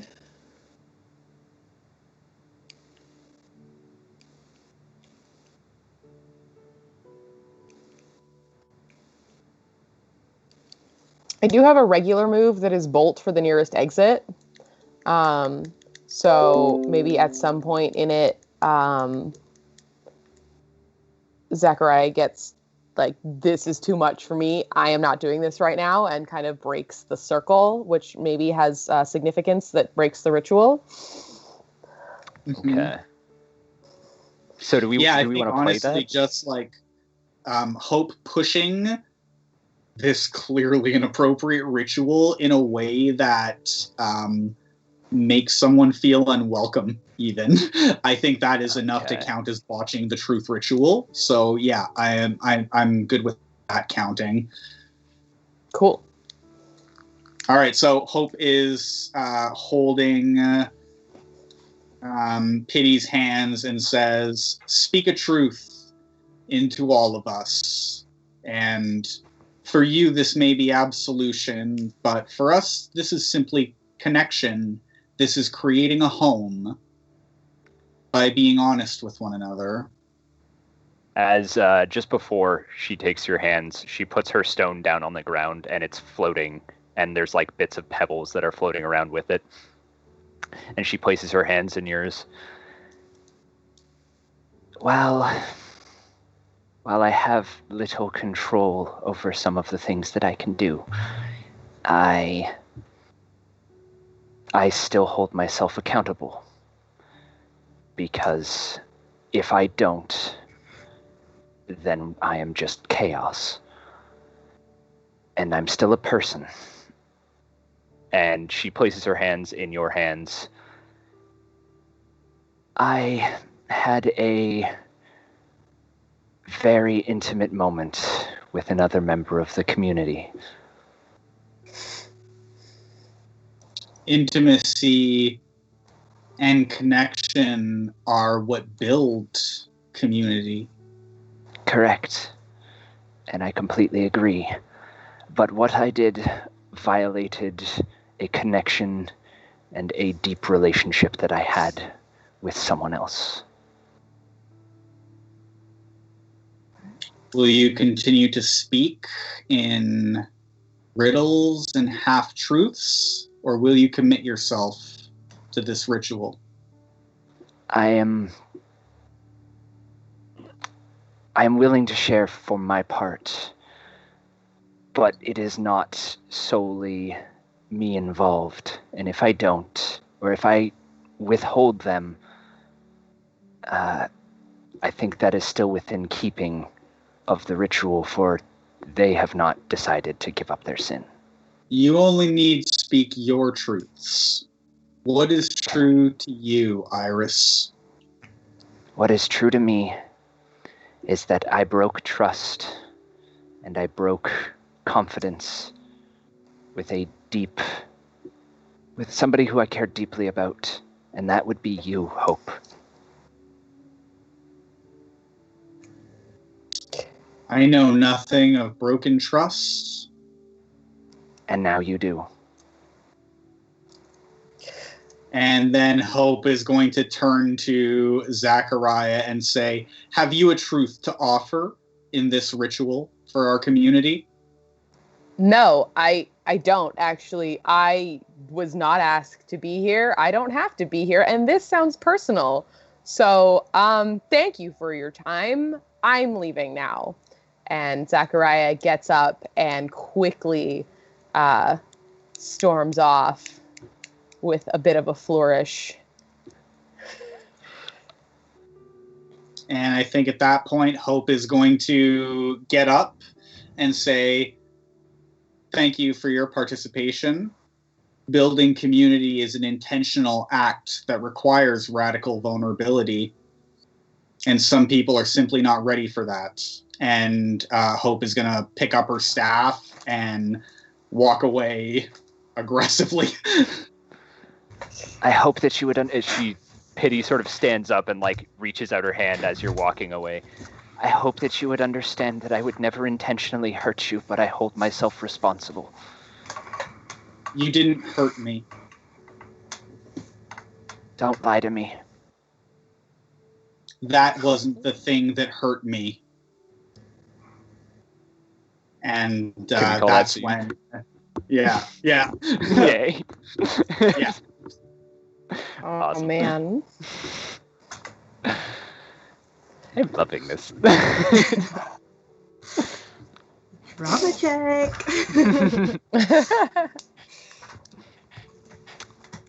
Alright. What do we Ooh. got next?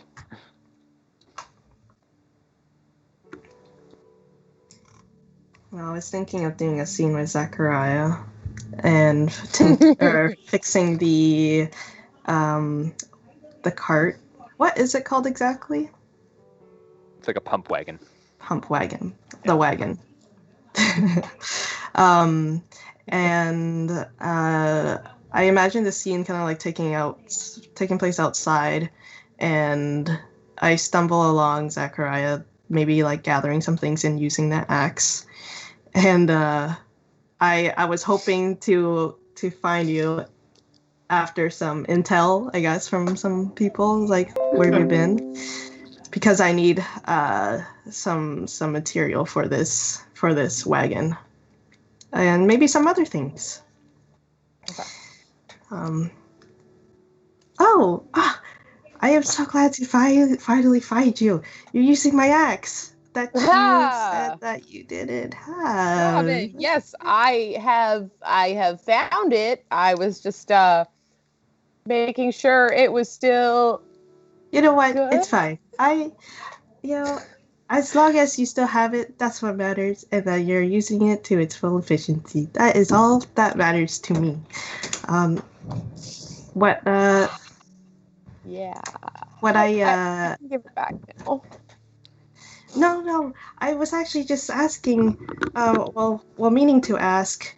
I know that you supply things here and there, and I was wondering if possibly you could hook me up with a little of the mushroom. I have someone in my camp that actually needs it really, really badly, and I would even give up this axe if it would mean that I would get a little bit. Ooh. You know what? The axe, I don't need the axe. That mushroom supply, yeah, I think I've got a good deal of it right now. You see, he's my brother, and he's got this thing. I can't quite remember. Something happened, and I just can't quite remember the events too clearly. And he can't walk, and he just lays there, and it really sucks to see him. The only time I get to see him is when he's awake for the 2 hours that I get up. But if maybe those mushrooms can help him stay up a little bit longer.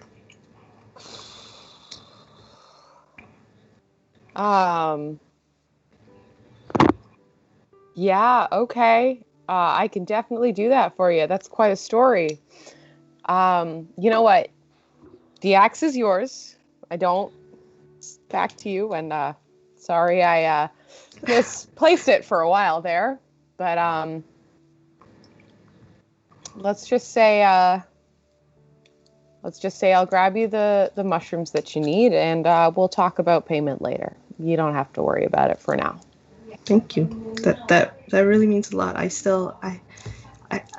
can't leave you empty-handed. So, and she pulls into her pocket her hand, and she kind of fumbles with the rock that she has, and she pulls it out, and she rubs her thumb along it and all sides and faces of the rock, and she looks at it and then looks up at you and says, "You can have this." Oh, okay. Thank you. Zachariah is very confused and clearly doesn't see the significance of the rock, but we'll take it and pocket it for now. Thank you.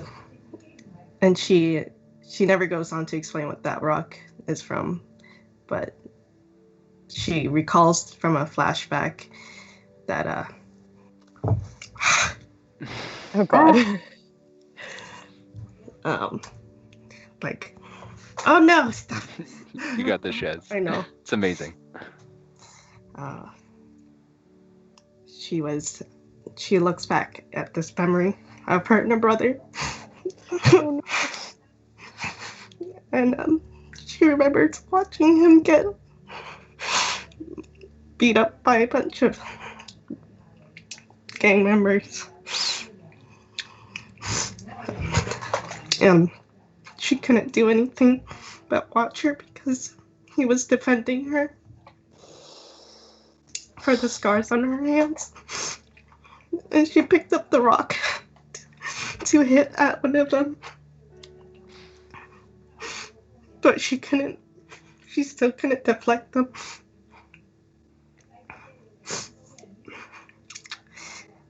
So she kept the rock and uses it as a way to remember to keep caring for the ones that she loves.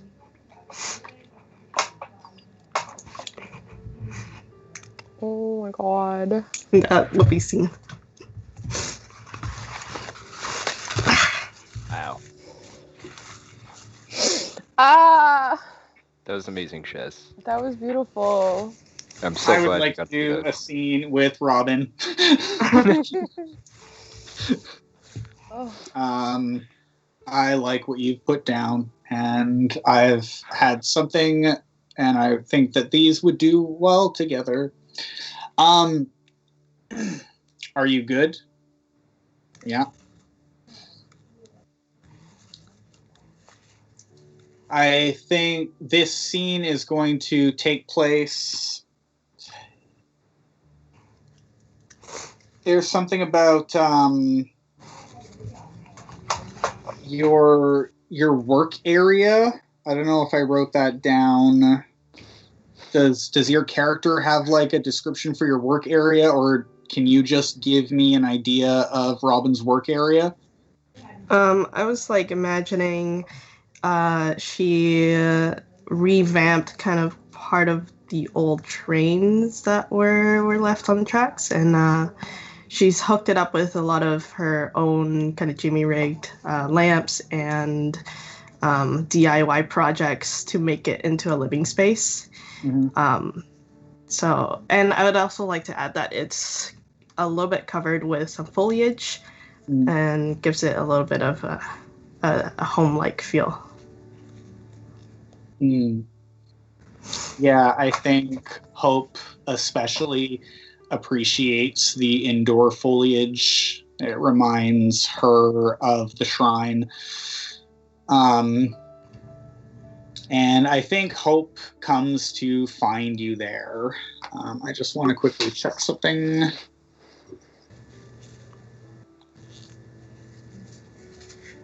Okay.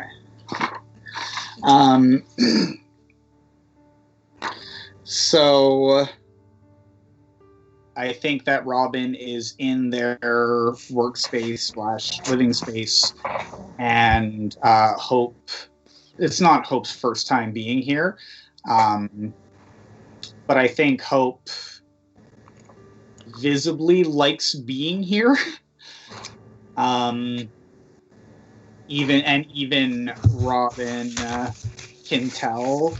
I think Robin is taking in different data from what people are giving off, usually. But I think that like Hope comes in and is just always like, and a load comes off of her shoulders, and she takes a deep breath of the foliage that proliferates in here, and then turns and says, "Little bird, I was hoping that I would find you here today, and I'm wondering how the repairs on the pump cart are doing." I've been working on it since you've told me or asked me. I've really just been so excited to work on this project. You see, there's just one thing about it. I'm gonna use a weak move. I would do like tinker with an object, leaving it volatile or broken. So she, out of her initiative, she tried to attach the pump to not only accelerate the vehicle, the cart, but also to spread out some glitter, I guess. And by connecting these two, it clogs up the gears of this cart with a lot of glitter, and just in a sudden moment when you push down after a couple pumps, it gets clogged. But then one of them would like explode every few turns. She goes on to explain this, and she's like, I know you like glitter bombs, and I hope it's okay. Just wear goggles.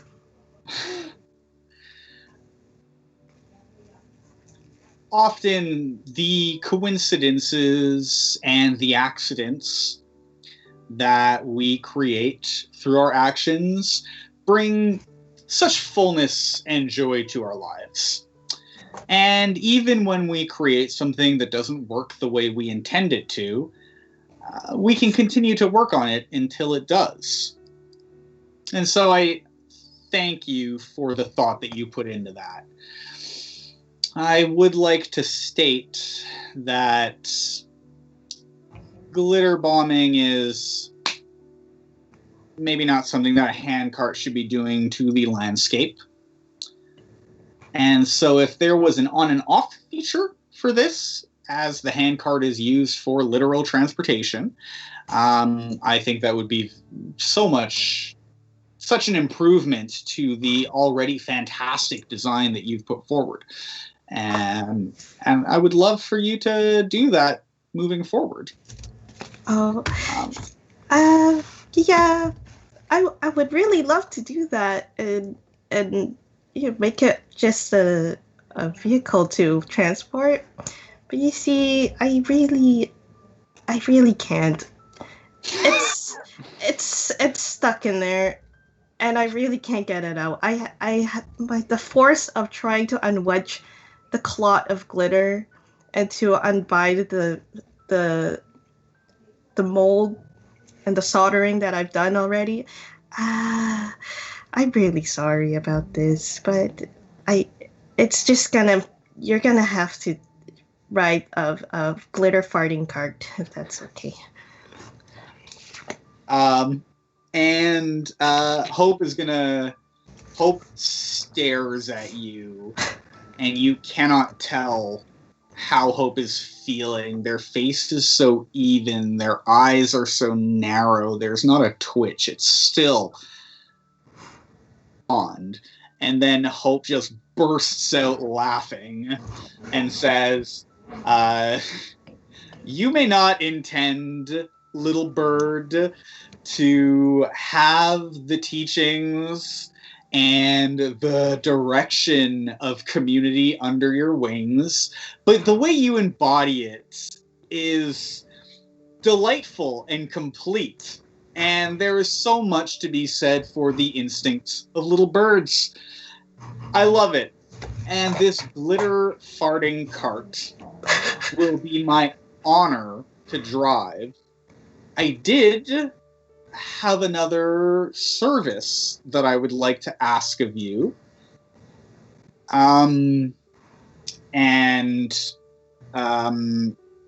Hope is going to reach into all of the colors under their black cloak and paw around for a bit, and then do something that would only work on Robin, and is going to stop and then say, "Oh, do you mind?" and reach looks. over and from one of Robin's many pockets is going to pull out a vial filled with black fluid, and is going to say, "I was wondering where I left that. I need this to last. I need this to stretch out. I don't have access to the source anymore. And I know that you are involved in many drinks and beverages and tinctures. And I know this isn't very much. But I was wondering if you could stretch this out somehow." Wow, you're giving me a lot of projects. She grabs very valuable to me. She grabs the little vial and kind of turns it upside down and watch the liquid fall down to its end and then again to the other side. I mean, you'd have to give me a little bit of time. I like to take things a little slow. I work with my hands, and it's only me in this workshop, so I'll keep The it in my last notes. thing I would want is for you to rush this process. This is very dear to me, and I would like as much time taken as is necessary to make sure that it's done right, little bird. Oh, of course. Thank you for your patience. I'll try my best to get it done as soon as possible and let you know. And then she takes it and kind of shoves it back in her pocket, but a little bit more securely, and flaps over the. The same one that. What's it?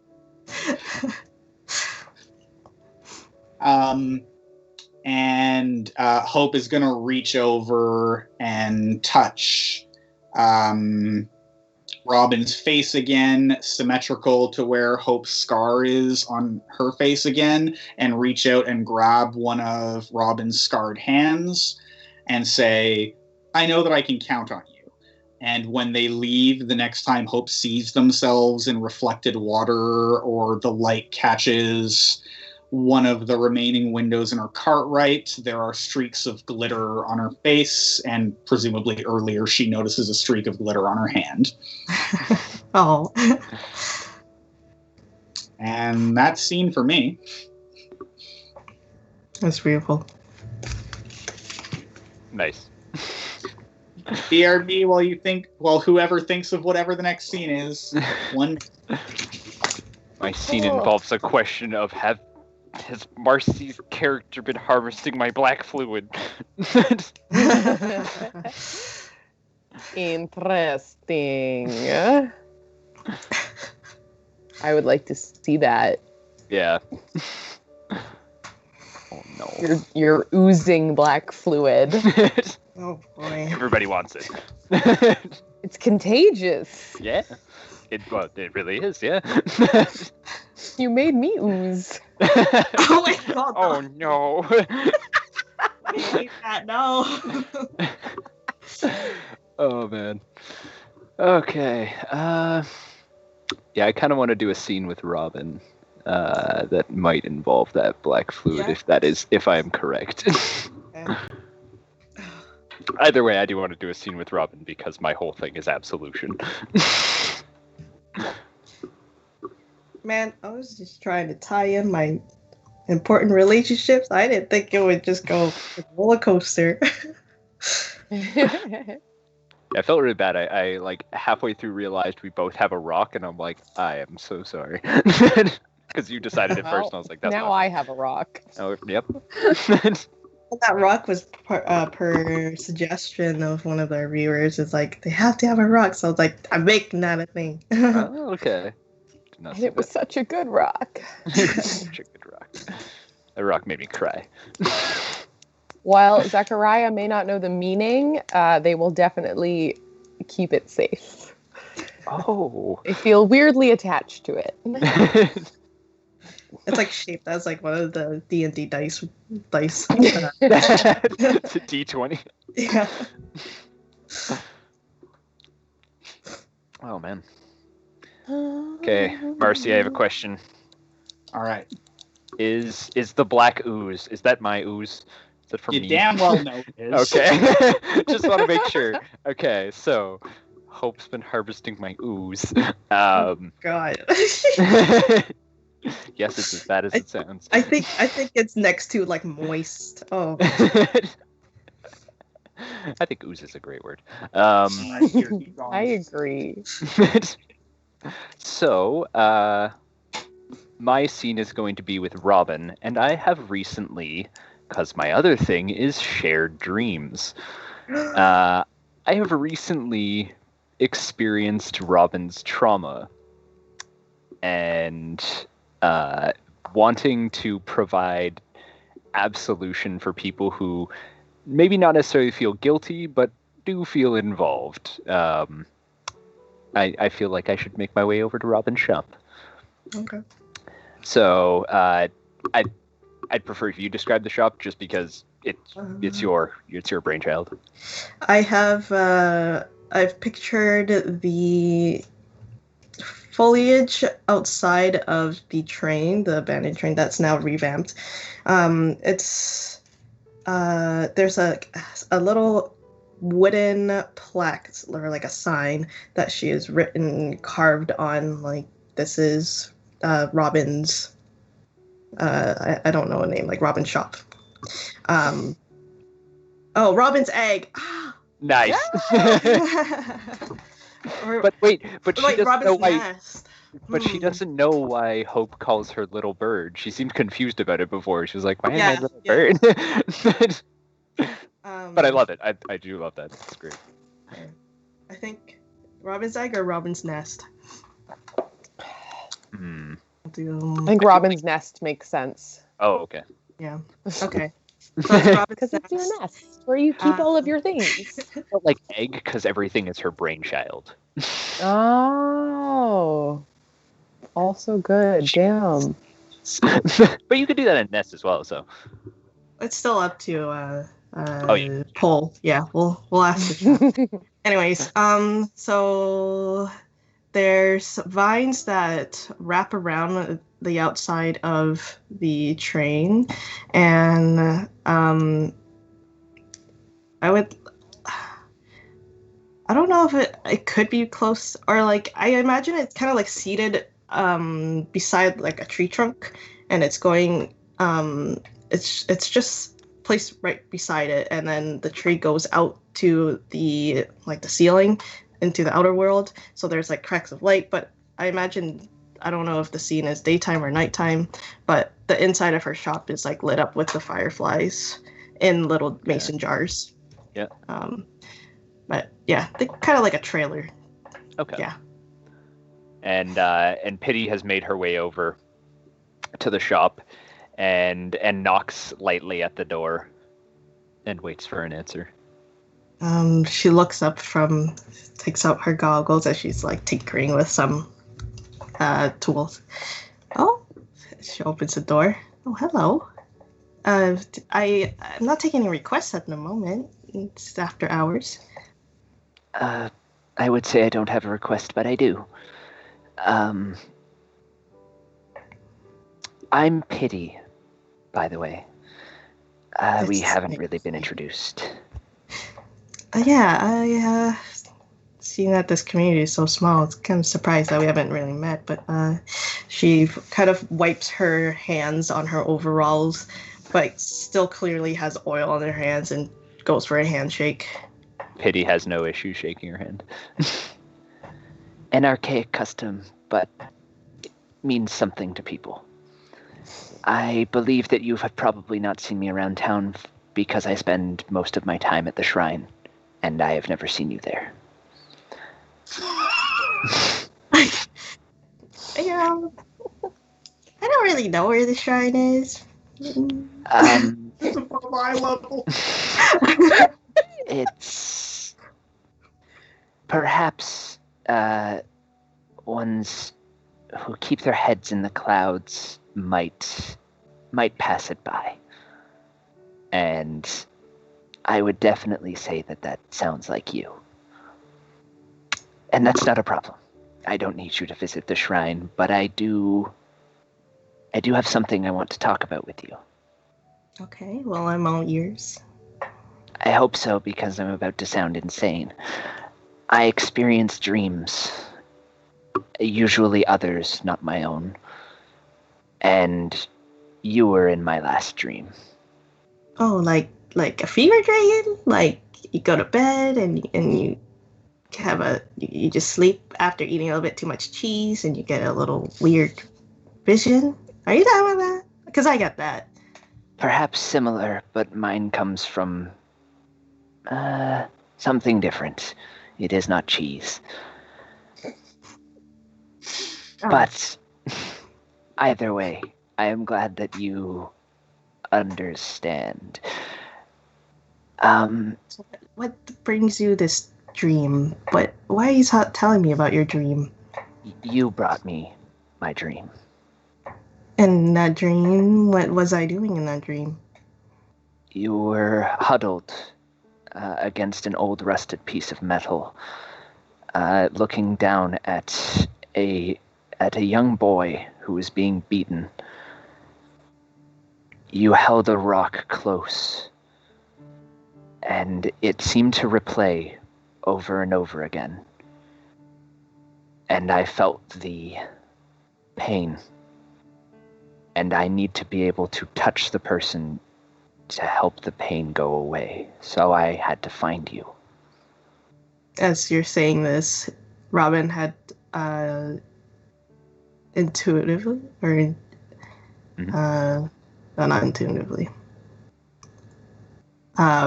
naturally puts her hand in her pocket looking for the rock, and all that she's fiddling with is the little crumbs in the dirt that's left in that pocket, and looks up at you and it's like, okay, well, how does this work? Like, do I give you my hands and you just do things? It's not necessary. I'm not Hope. Oh, But you know of Hope. yes, I know of Hope. We work together. Oh, okay. That's good to hear. Friends talking to friends.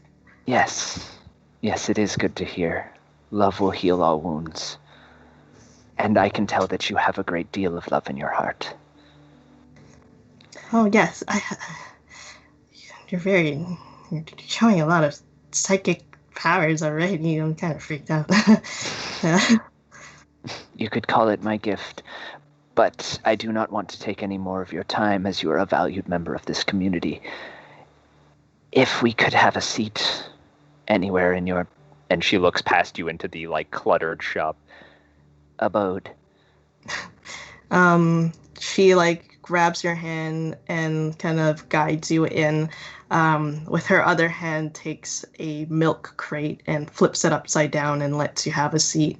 And the other shoves a cardboard box full of things that she sits on. Pity sits down, cross-legged, and pulls out her rock. Now, normally I take pain, but you may have to experience it for me to take it all. If you want. She kind of turns back and looks like she's looking behind a curtain. And then looks back at you. Okay, well, they're not here right now. Are you sure that'll be okay, though? You will be okay. How long will it last? Time doesn't matter where we're going. And I can promise you that your friend is not here right now. She fumbles with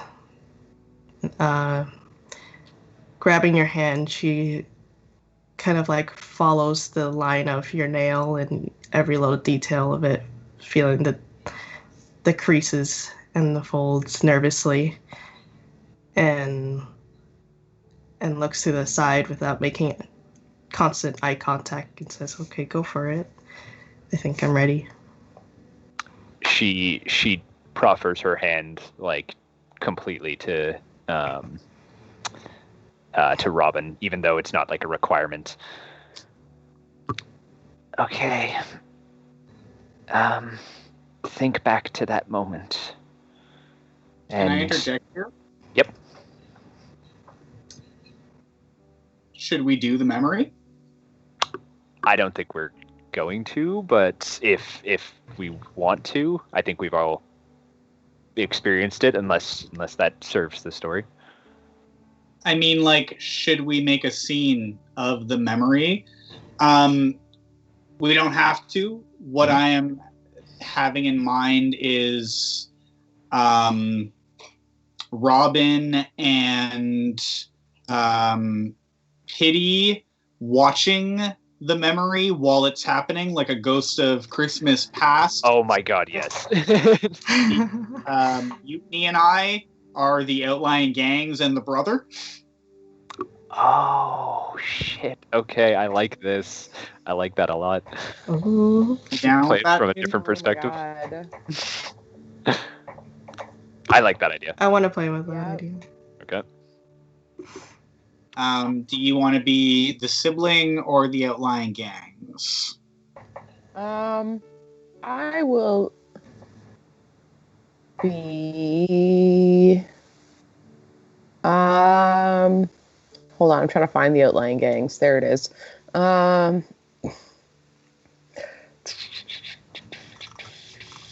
think it would be fun to be the brother. Fun, I say.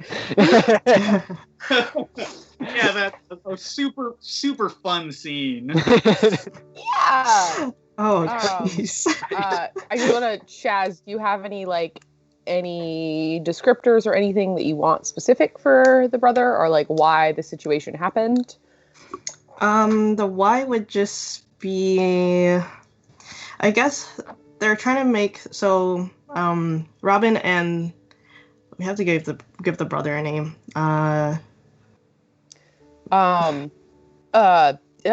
Shrike, Strike. And another bird name. No, Shrike. Yeah, right. Shrike. Yep. Shrike. And, Yeah. And they are trying to find like another camp to run away to and seek like refuge in a sense. But on their path, they had to find shelter in this like abandoned building. Okay. And then I guess like this gang rolled up, and we were on their turf, and then Right. made fun of, like mocked me for my hands and try to defend me, and then that's Okay. Okay. I'm going to play the outlying gangs. We are describing a gang that is about to do something viciously evil. And for that reason, I kind of like the idea that this outlying gang isn't a local to the outside. We've played this game and toyed with this before. I think the worst people are the ones from the society intact who are looking to get away with stuff. Okay. So that's kind of what I'm imagining, is that this is like hostile style, like business bros looking to get their rocks off kind of thing, and maybe don't intend for it to go this far, but that's just the way it happened this time.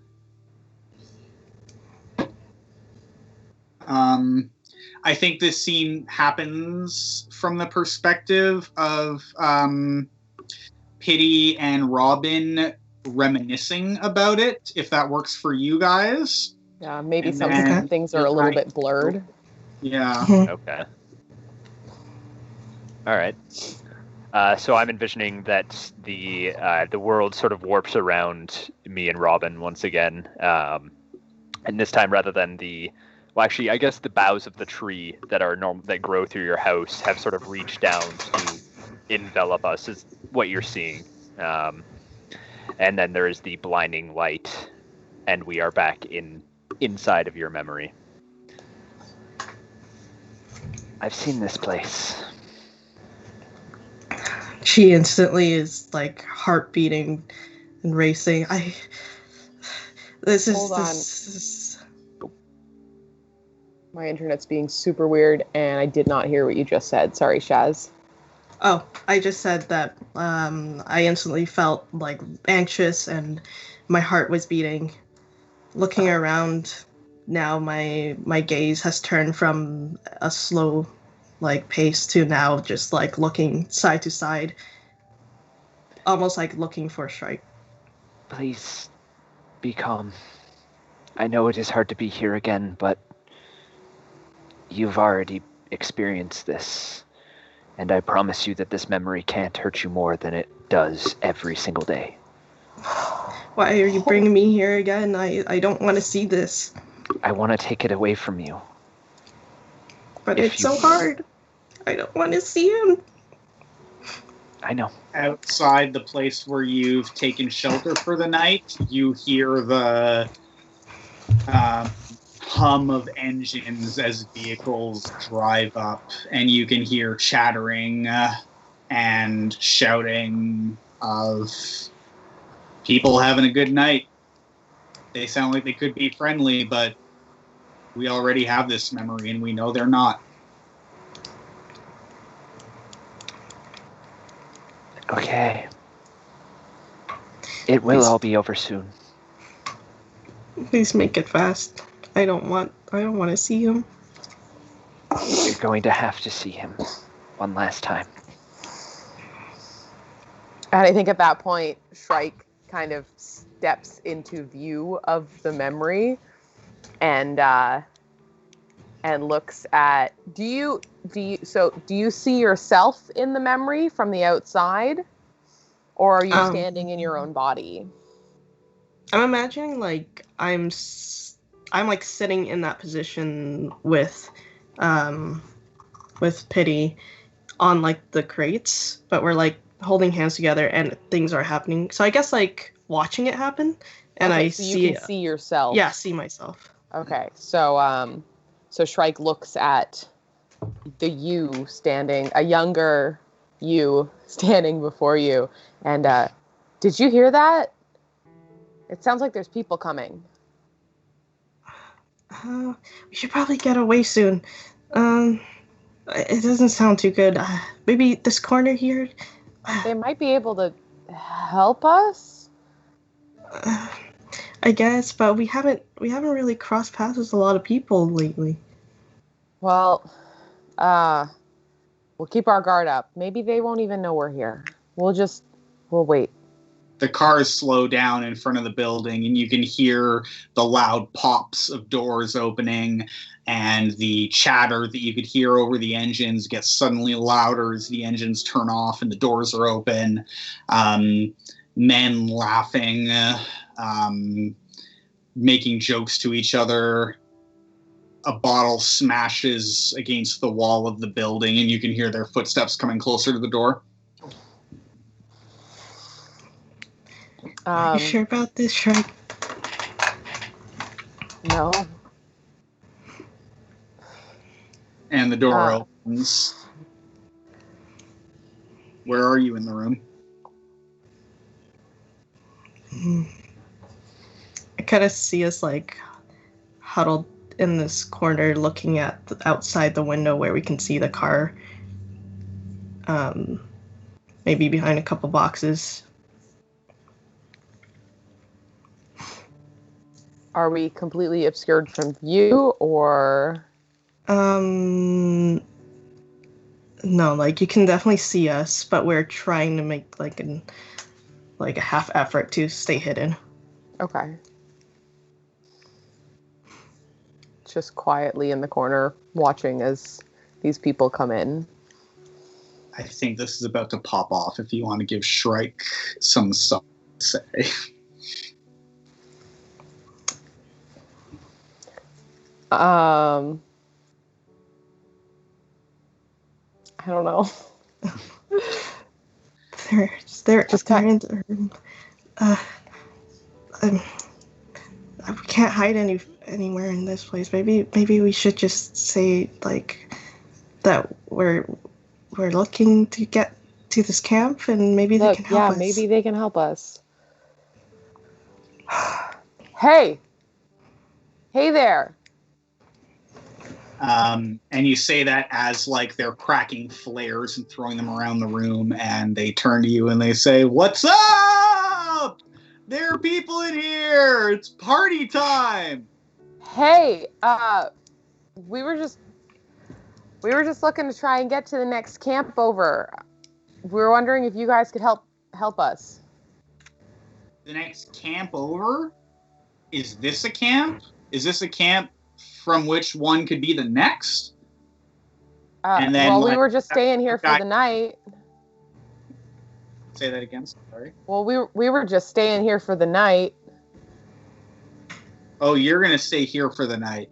Well, I hope you don't mind a little bit of noise, because we are also going to be staying here for the night.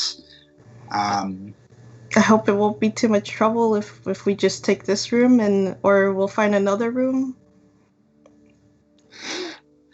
Well, that's not very friendly. That's not very neighborly. If you don't mind the noise, then of course it's no problem. And like one of the 6 or 7 people there like is hitting one and saying like, come on, we should head back. This is not a good spot. But the rest are just like throwing bags down and cracking more flares. Shrek, we should try to like get out of here soon. It's all right. I don't have a Yeah, good feeling. well, you guys enjoy yourself. I guess we'll find another place.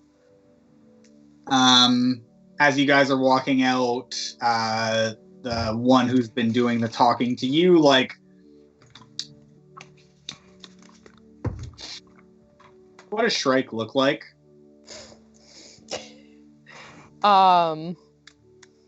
What does Shrike look like? I imagine kind of a little bit muscular, but like not too tall. Mm-hmm. Like 5'6" or something. Like a shaggy hair, probably hasn't been cut in a while. And I guess whatever clothes we've scrounged up on our runaway. That guy is going to pump Shrike in the chest and be like, my man, I don't think you guys have to go anywhere. We've got plenty of drink. We drove all the way up here. We know there's nowhere else for you to stay. Just stay here tonight. We're all going to party together. It's going to be a fun time. Look, we're not looking for a party. We just need someplace to sleep. And if you guys want to use this room, fine. It's fine. We're going to move on. Enjoy. And Well, Shrike like puts his arm around Robin to like kind of protectively to try and pull her out the door. Well, that's not very hospitable. And all we hear in the city is about how the communities out here take care of each other. And so why aren't you taking care of us? We can't even take care of ourselves. We're trying to find, a place to sleep, and that itself is hard to find. We don't want any trouble. Just, we'll go to the next room, and you guys can party however late you want. But we'll find our own place. And the man who's been talking to you kind of like grits his teeth. No, he squeezes his hand. I would say he grits his teeth, but his jaw has been working this entire time, even while he's talking. And I don't know that we need to go into any more detail about that scene by playing out the scene, unless you guys would like to take it further. I think we could do it. We could switch back or continue the scene from the perspective. What are we thinking? We have created some tension here. What do we want? Yeah. I personally, I'm cool with it ending there. Yeah, I feel like it's a good spot to switch it back to Robin. Yeah. All right, so this is back to Robin and to Pity. So the memory continues to play out, and it is very hard. But Pity, even if Pity wanted to stop Robin from seeing it, she would not be able to. Like, she could put her hands in front of her eyes, but it wouldn't matter. And the memory comes to an end. And what does the memory disappearing feel like to Robin?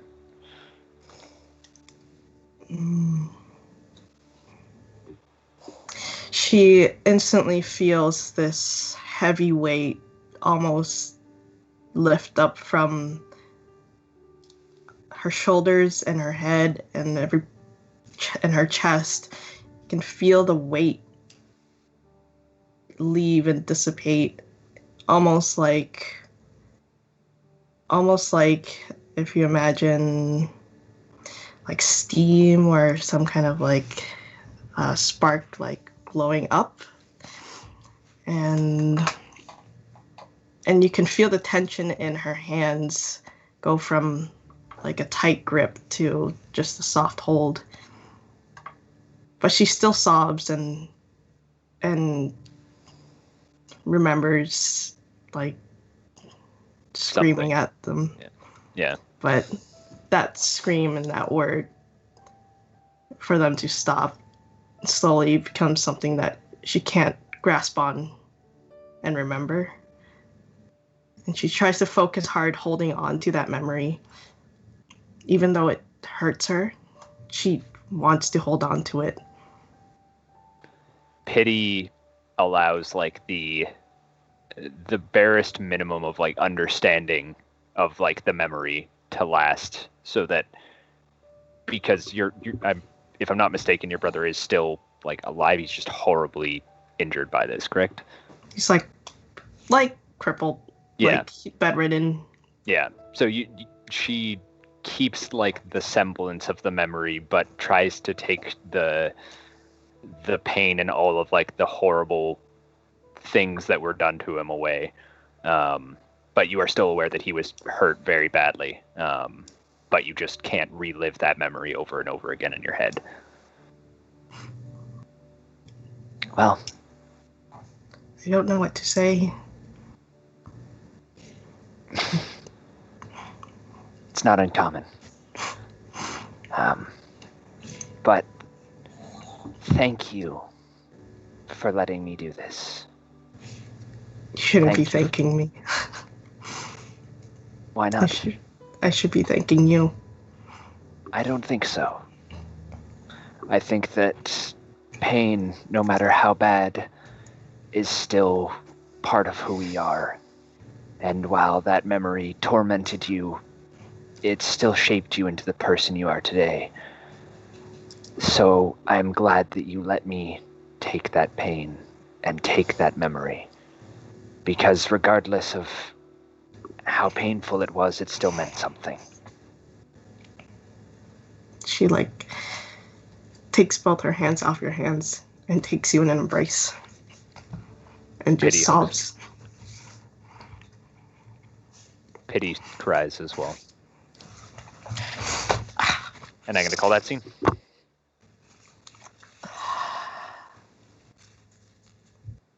Eel, do you have something in mind? Cry forever? Die a little inside. I have a scene in mind if you don't. I didn't have anything off the top of my head. Sorry.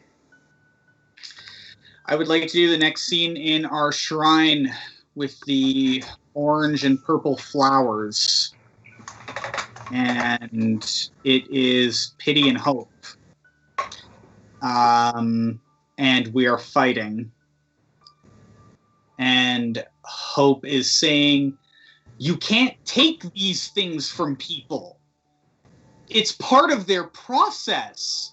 You can't just hide it from them within themselves. Their bodies remember, their minds remember. Just because they can't think of them, it doesn't mean that it's gone. You hold the pain. Without it as a touchstone, they still have it." They have as little as they need. Yes, they still remember something. But imagine sitting in a world and everything just replays over and over again. You're not helping yourself. And if you can't come to terms with it, it's better to at least not experience it every waking moment, I think. No one cannot come to terms with anything. They need support and they need guidance in coming to terms with things, but they can. When you take it away, they can't anymore. Whatever part of it that you leave them with, they have that part forever and they have nothing to connect it to. You're stealing from them. You're stealing growth from them. You're stealing the chance to become stronger from what they went through from them. And I think that they are stronger for what they went through.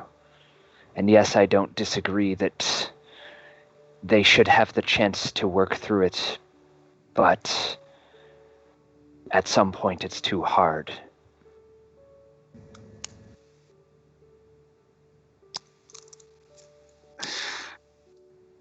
I can't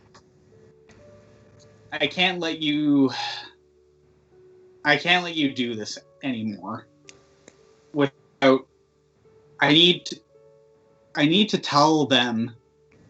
I think that what you do has such potential, but I can't let you just keep walking into people's homes and pretending that you have a cure-all and not telling them about what you take away from them. I won't allow it anymore.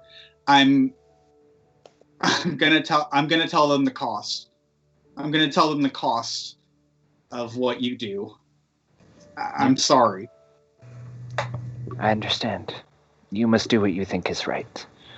And I tell them what I'm taking, to be clear, but perhaps you're right.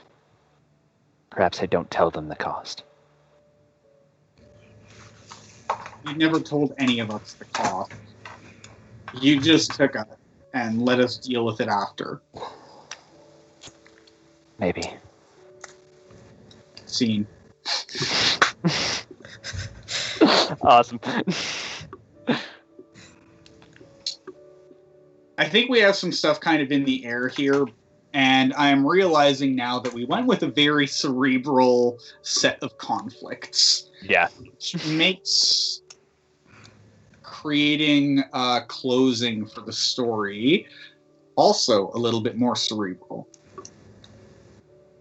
And so I guess let's talk about what we want for our characters, maybe, or how we would like to see this wrap up. Because it's getting time to bring it to a close. And I just want to play this for another 10 hours. Yeah. This is what happens. Just get such a good story. You want to keep going. Yep. Oh.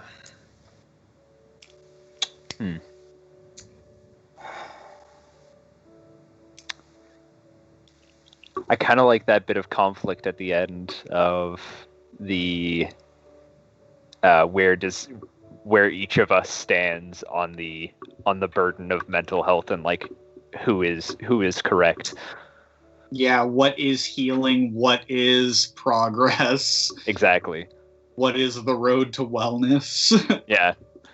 Yeah, because I completely agree. Like, in reality, I truly believe that our memories and the things that we have make us stronger. But I think that Pity, she wants to take the pain away, but leave the memory, and sometimes it doesn't work out that way. Mm. And Pity's just got so much like pain that they took away from other people. Oh. Why do you think she cries black tears?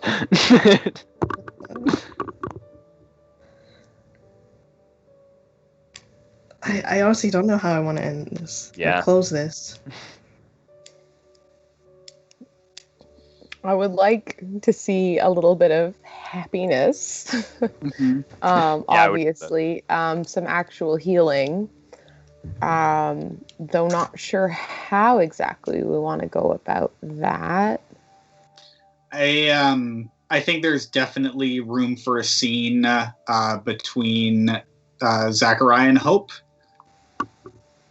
to like make amends. I think we could do a scene like that.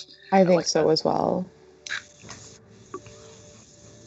I think maybe if Shaz is into it, I think there is something to be said for having other things to maintain us until healing is enacted. So maybe as a short descriptive scene, we could see something with with Robin and her brother that is happier than it used to be. If would you be into that?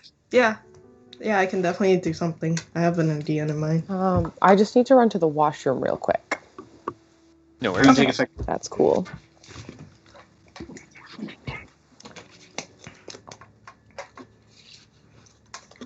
Oh man. Yeah, that definitely is a It's an interesting topic to like broach with the issues of like coming to terms with your memories. And like I think personally, like I've had things in my life like being obsessive compulsive, like you do things over and over and over again. Like say you want to check if the tap's off, so you go and you hit the tap 3 times, and then you go to bed and you're like, did I really do that? And you do it again and again and again. So like the concept of taking that away, I think, is what Pity's going for. Like the you still have the memory kind of as much as she can give you without like giving you the pain, but takes away that vicious cycle that is like so hard to break. Yeah, it like you don't fall into it anymore. You recognize that it's happening, but you have enough like power in a sense to move on from it and to accept it as what it is, and then recognize that it's hurtful. Yeah. But you grow from that. I think that's what Pity is going for, but I also think that that she is not in full control of what she is doing, and perhaps isn't, or is like aware of the consequences, but thinks that the good outweighs the bad. I think it's like a good like problem for her. Foxer has said, "Oh, what if Robin and her brother get to have dinner together? Like he's recovered enough to get out of bed." Yeah, I actually really like playing with that scene and making something with that. Mm-hmm. That's super cute. Yeah. No, I have an idea in mind that plays with that. So. An idea for what you would like Pity to close on here? Oh. I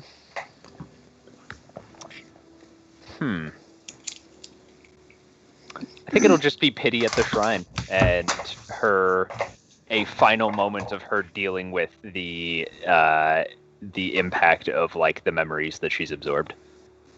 Okay. So, for our sort of epilogue here, I think that if it's cool, we can start with Hope and Zachariah. Yeah. I did beat you to a Foxfurter, but I do appreciate that you brought it up as well. It's the same wavelength. I think technically you were ahead in a sense, so just the lag of Twitch. Yeah, that few second delay. So, I'm kind of imagining a sort of late night scene. Zachariah is the hawker, and they're out and about, but I imagine they also have a spot. Is that so, or are they like a traveling thing?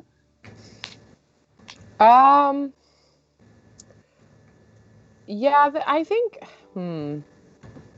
they would have a spot. I think maybe on top of the station. Mm-hmm. Like if you climb around the back, and if you know the exact, like there's a rock here, and then you put your hand here, you can get right up on top of the roof of the train station. Mm-hmm. And Zachariah likes to sit up there. I love that description. I think that produces very visceral imagery and audio senses. Like there's a real sound to getting there. And so it's very noticeable when Hope speaks from behind you and none of those sounds happened. And Hope says, I owe you an apology for putting you in that position. The truth ceremony is supposed to be one that is shared through willingness, and I let myself get carried away The journey for the truth is intoxicating. And I know you're very familiar with intoxication, and so I pray that you will forgive me. I do have a little bit of knowledge about that sort of thing, in a very different way. But you know what? I admire what you do. In a way, the truth is hard. It's hard to come to, and that you can create a space for people to feel like they can bring that to you. Well, that's certainly something. And I appreciate your apology. And I guess that means I should apologize to you. No, I don't think that's necessary. I think some difficulties that communities encounter are between two people who have opposing ideas. And I think this was not one of those times. I think, in our case, people were following their hearts or their instincts or perhaps some greater psychic maelstrummy gifts. Yeah. And that is not an issue. I never meant to get in the way of anything or hurt anything. I guess I was in, the wrong place at the wrong time. Or maybe the right place at the wrong time. My teachings would have that you were probably in the wrong place at the right time, and that's how I'm comfortable with leaving it. And at this point, you notice that Hope does have the staff with the purple fireflies and lets go of it, and it stands upright as they sit down beside you. And I am going to use one of my tokens to play the strong move and ask the question, what is your greatest fear?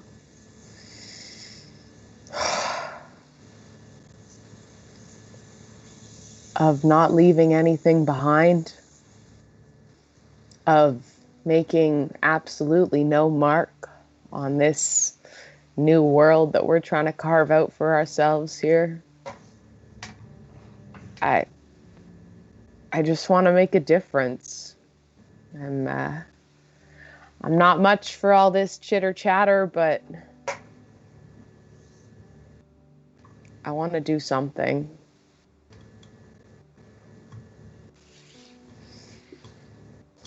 The hubris of wanting to leave an indelible mark of history weighs heavy on all of our shoulders. And what you say resonates with me deeply. And I hope that sometimes you can remind yourself the way Robin smiles when she looks at the heart that you wrote beside your lie. I can cut the scene there unless... Thank you. Yeah, that's good. Zachariah says thank you, and then quiet. Oh. Wow. Wow.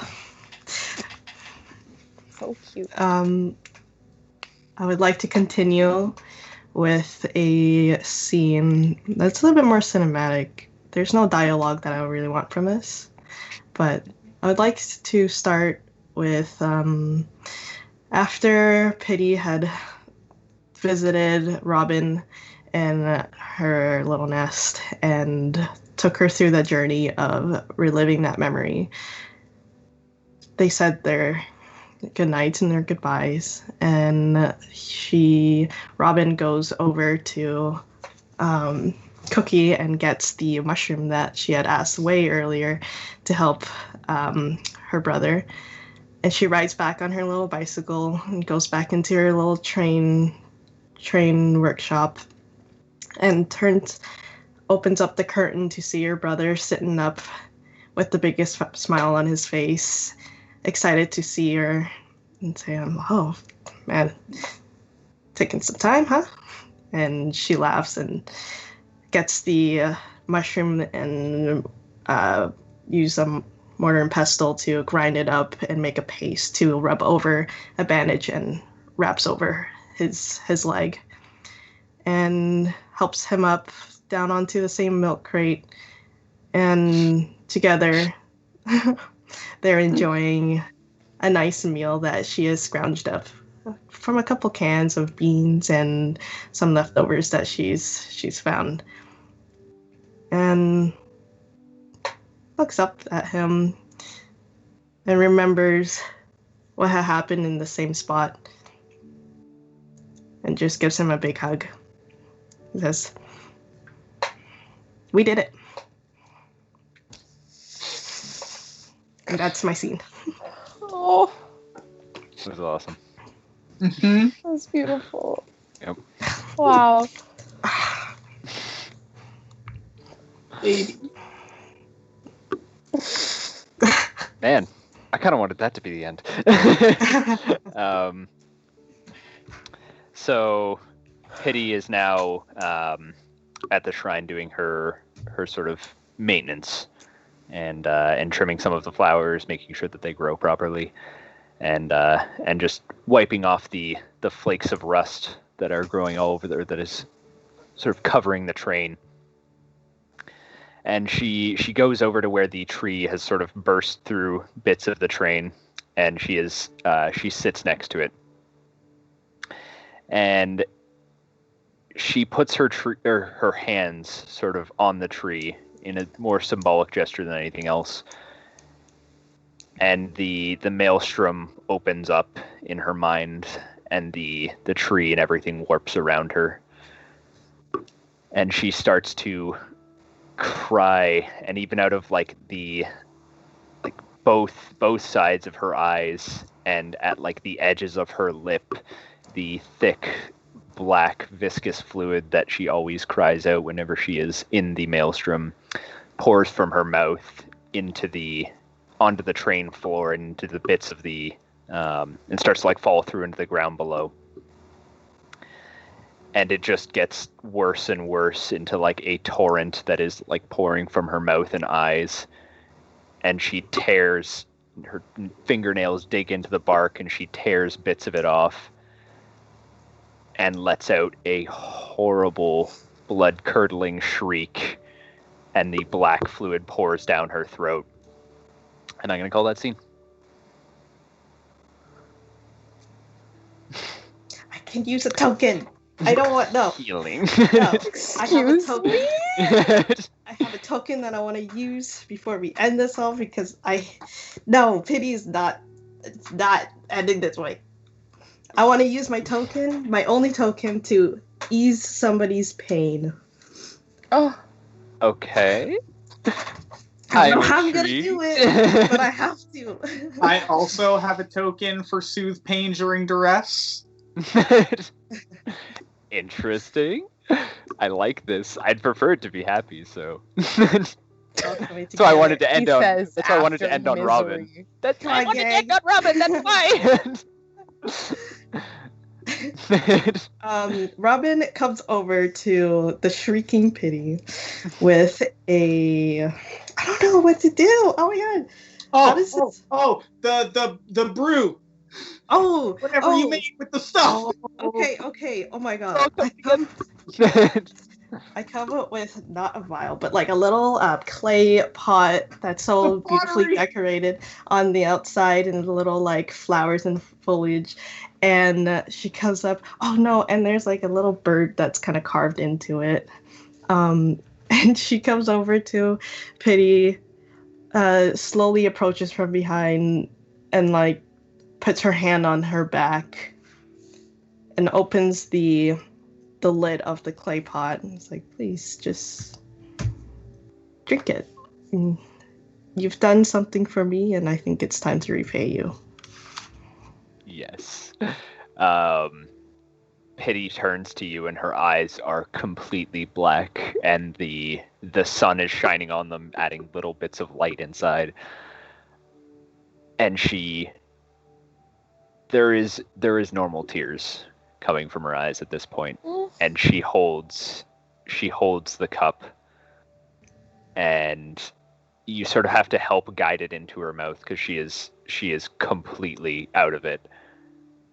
And as you do, and as like she drinks the rest of the fluid, the ooze slowly stops pouring from her eyes and her mouth, and she collapses with Yep. Purple flowers there. Yep.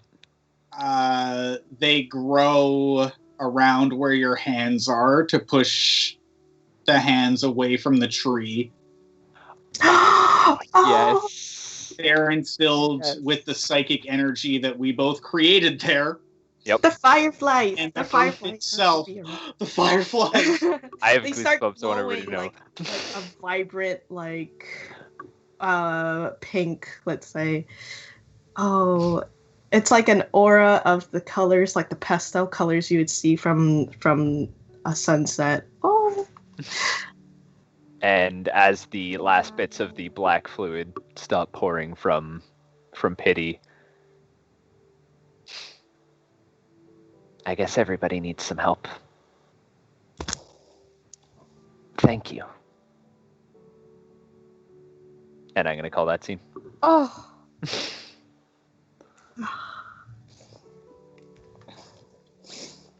I just want to say Yay. to all of us, gay. I also have call in a timely favor from a powerful friend that I would like to spend a token on. Mm-hmm. And I think I didn't get to play into this, but I was thinking that Zachariah has ties to the Society Intact, which is how they sort of get their stuff.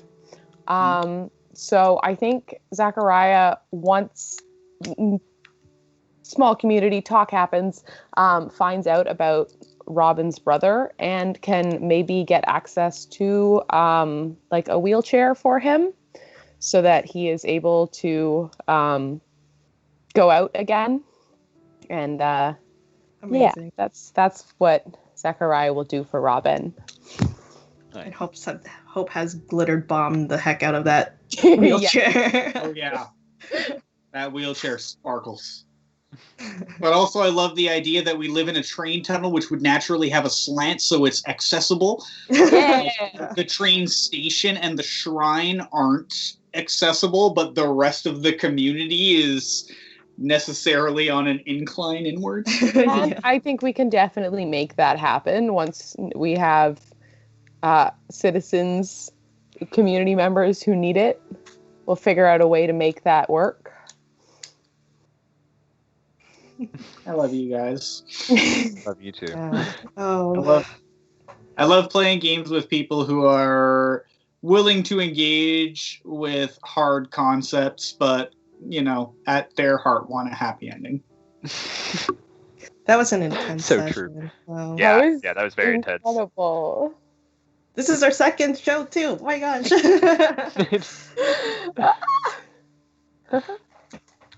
So glad. I'm very happy. I'm really happy with the risks that you all took with bringing your characters forward and putting ideas out. And I'm always thrilled. Like, we're doing a show now, but you're my favorite people to run games with, and you were before, and this is why. No, I really love playing with you guys, and Yeah. really the first group that's gotten me to actually cry, and the first session that these guys have seen me cry in a D&D game. So thank you for... This was one of our most emotional games, I think. Yeah. Yeah. 100%. Like up probably top 2. Yeah. This was definitely the exact definition of an emotional roller coaster. Lots of ups and downs. Yes. Oh man. But thank you guys so much. That was amazing. That was wonderful. I don't really want to raid anyone right now. I don't feel in that type of mood at this point.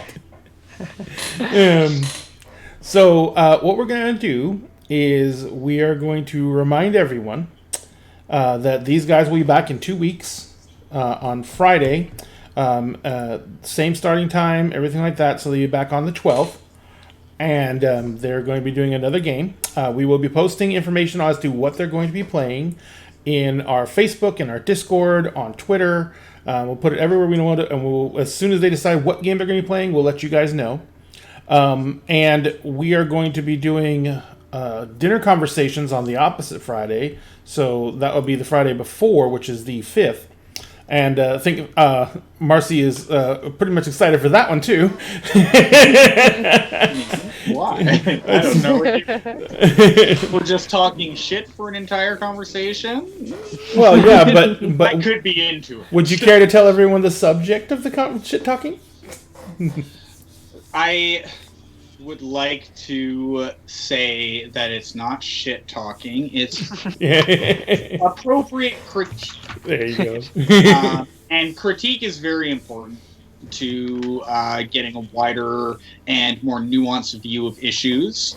And so we will be talking over... We will be talking over some of the political issues with Wizards of the Coast and how that exchanges and interplays with social communities and cultural communities. Yep. And there is a new angle to all that, Marcy, that was just announced yesterday. Did you hear it yet? I didn't know. So Wizards of the Coast is kind of really showing their colors on not really being concerned with their communities. They just announced that they're taking all their sales from all their products direct, and they're going to destroy the game stores. They're no longer going to be selling to game stores. It's all going direct. It's going to be done by the end of 2022. So their plan right now is to undermine shops during a time when shops are already pressured? Pretty much. Their line of thinking is that this is the new norm. That after COVID, this is going to be the new norm, and everyone's going to be ordering online, ordering direct, and so... We just have a little bit more research to do. Yeah. The article is already up on our Facebook page if you want to go look into it. But it was announced at the shareholders meeting. This is the first quarter shareholders meeting for Hasbro.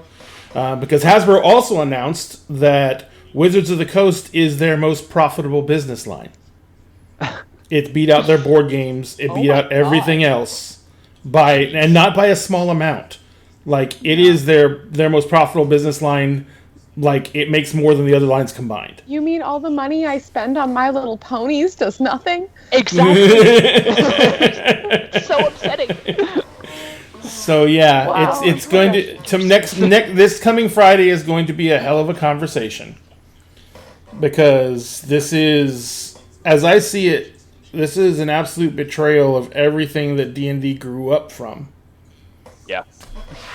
Because it's always with small communities. It was always about the local game store. It was always, I mean, so many people out there wouldn't have gaming groups without a local game store. And to try and figure out how they're going to survive this, because they're not only just cutting off Dungeons and Dragons sales, they're cutting off Magic the Gathering, which is the biggest, Magic Gathering and Pokemon. Wizards of the Coast owns Pokemon. So both of those... Both of those are going away. And so those game stores, I mean, they're still going to have their legacy cards, all the super expensive old cards. But as I was telling a friend of mine last night, Wizards of the Coast doesn't give a crap about those because they can't sell them. Yeah, all those legacy cards, they must be like, they're being sold by third parties at this point, right? Game stores and individuals for the most part, yeah.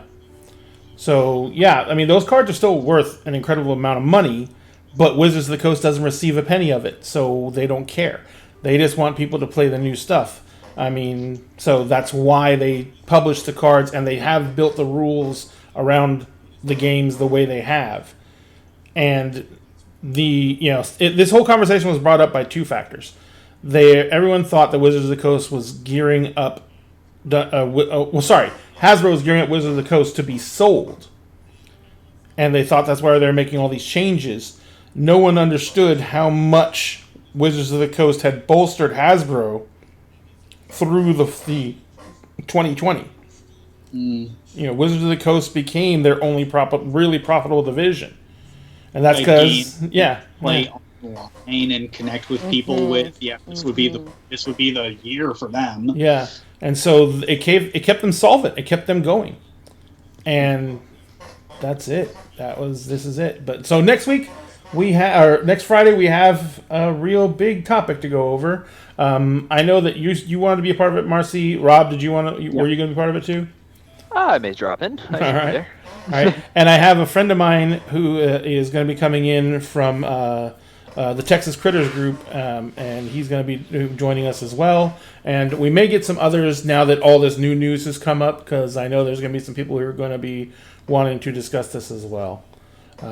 But yeah, this just leans into the whole fact that they've stepped completely away from community support of any kind, and they cannot make any claims to it anymore. Yep. Which is not surprising, because they've already done a shit job of paying attention to their community. Yeah. But we that Yep. So that is all for tonight. I knew I was going to bring that topic up at the end of the evening. Everybody, if you guys want to give us any support, you can go follow, like, Shazzy has her own Twitch. Let me see where it is. I see how this works. I created a bunch of commands. Yay! Shazzy's Twitch is here. And let me see. I spelled it wrong, naturally. Did I just put mutiny? No. Hang on, I gotta find my commands. Mutiny Kitty, right? So I don't know if it's just. I'm looking at my commands. Maybe you spelled the command wrong. No, I spelled the command wrong.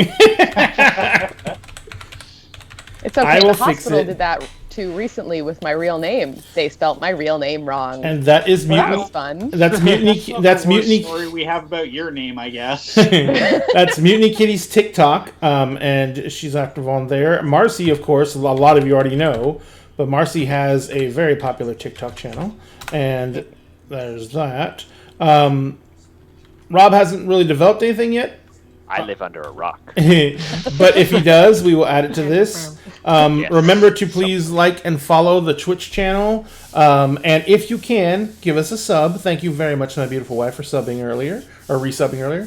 It's because all subs go directly to supporting the show. We will be using subs from Marcy shows and from the lab shows to help them get their own stream going. We also have, if you guys are interested, we do have loot. We have a website that we are selling shirts on, and Rob actually designed the shirt that we have up for the lab, and so that's on there. But we also have Dinner and a Game shirts, Dinner and Game apparel, and we can make more lab stuff too. Rob says, "Let me know. Go check the website and look through the store and see if there's anything else you guys want us to throw on there, because we have just about everything we can make." Yeah, I'm definitely thinking the little lab logo and then the writing down the side that Mutiny brought up the last time. Yeah, I was trying to find a long sleeve to do that on. Oh, okay. Yeah, and I haven't found a long sleeve yet. I mean, they have pullovers and polos, not polos, but hoodies and stuff, but they don't do anything that prints down the sleeve on those. Now, they do have an all-over print shirt, but I got to figure out how to do that. So okay. Yeah, I will see what I can do. Yeah, we will look into that.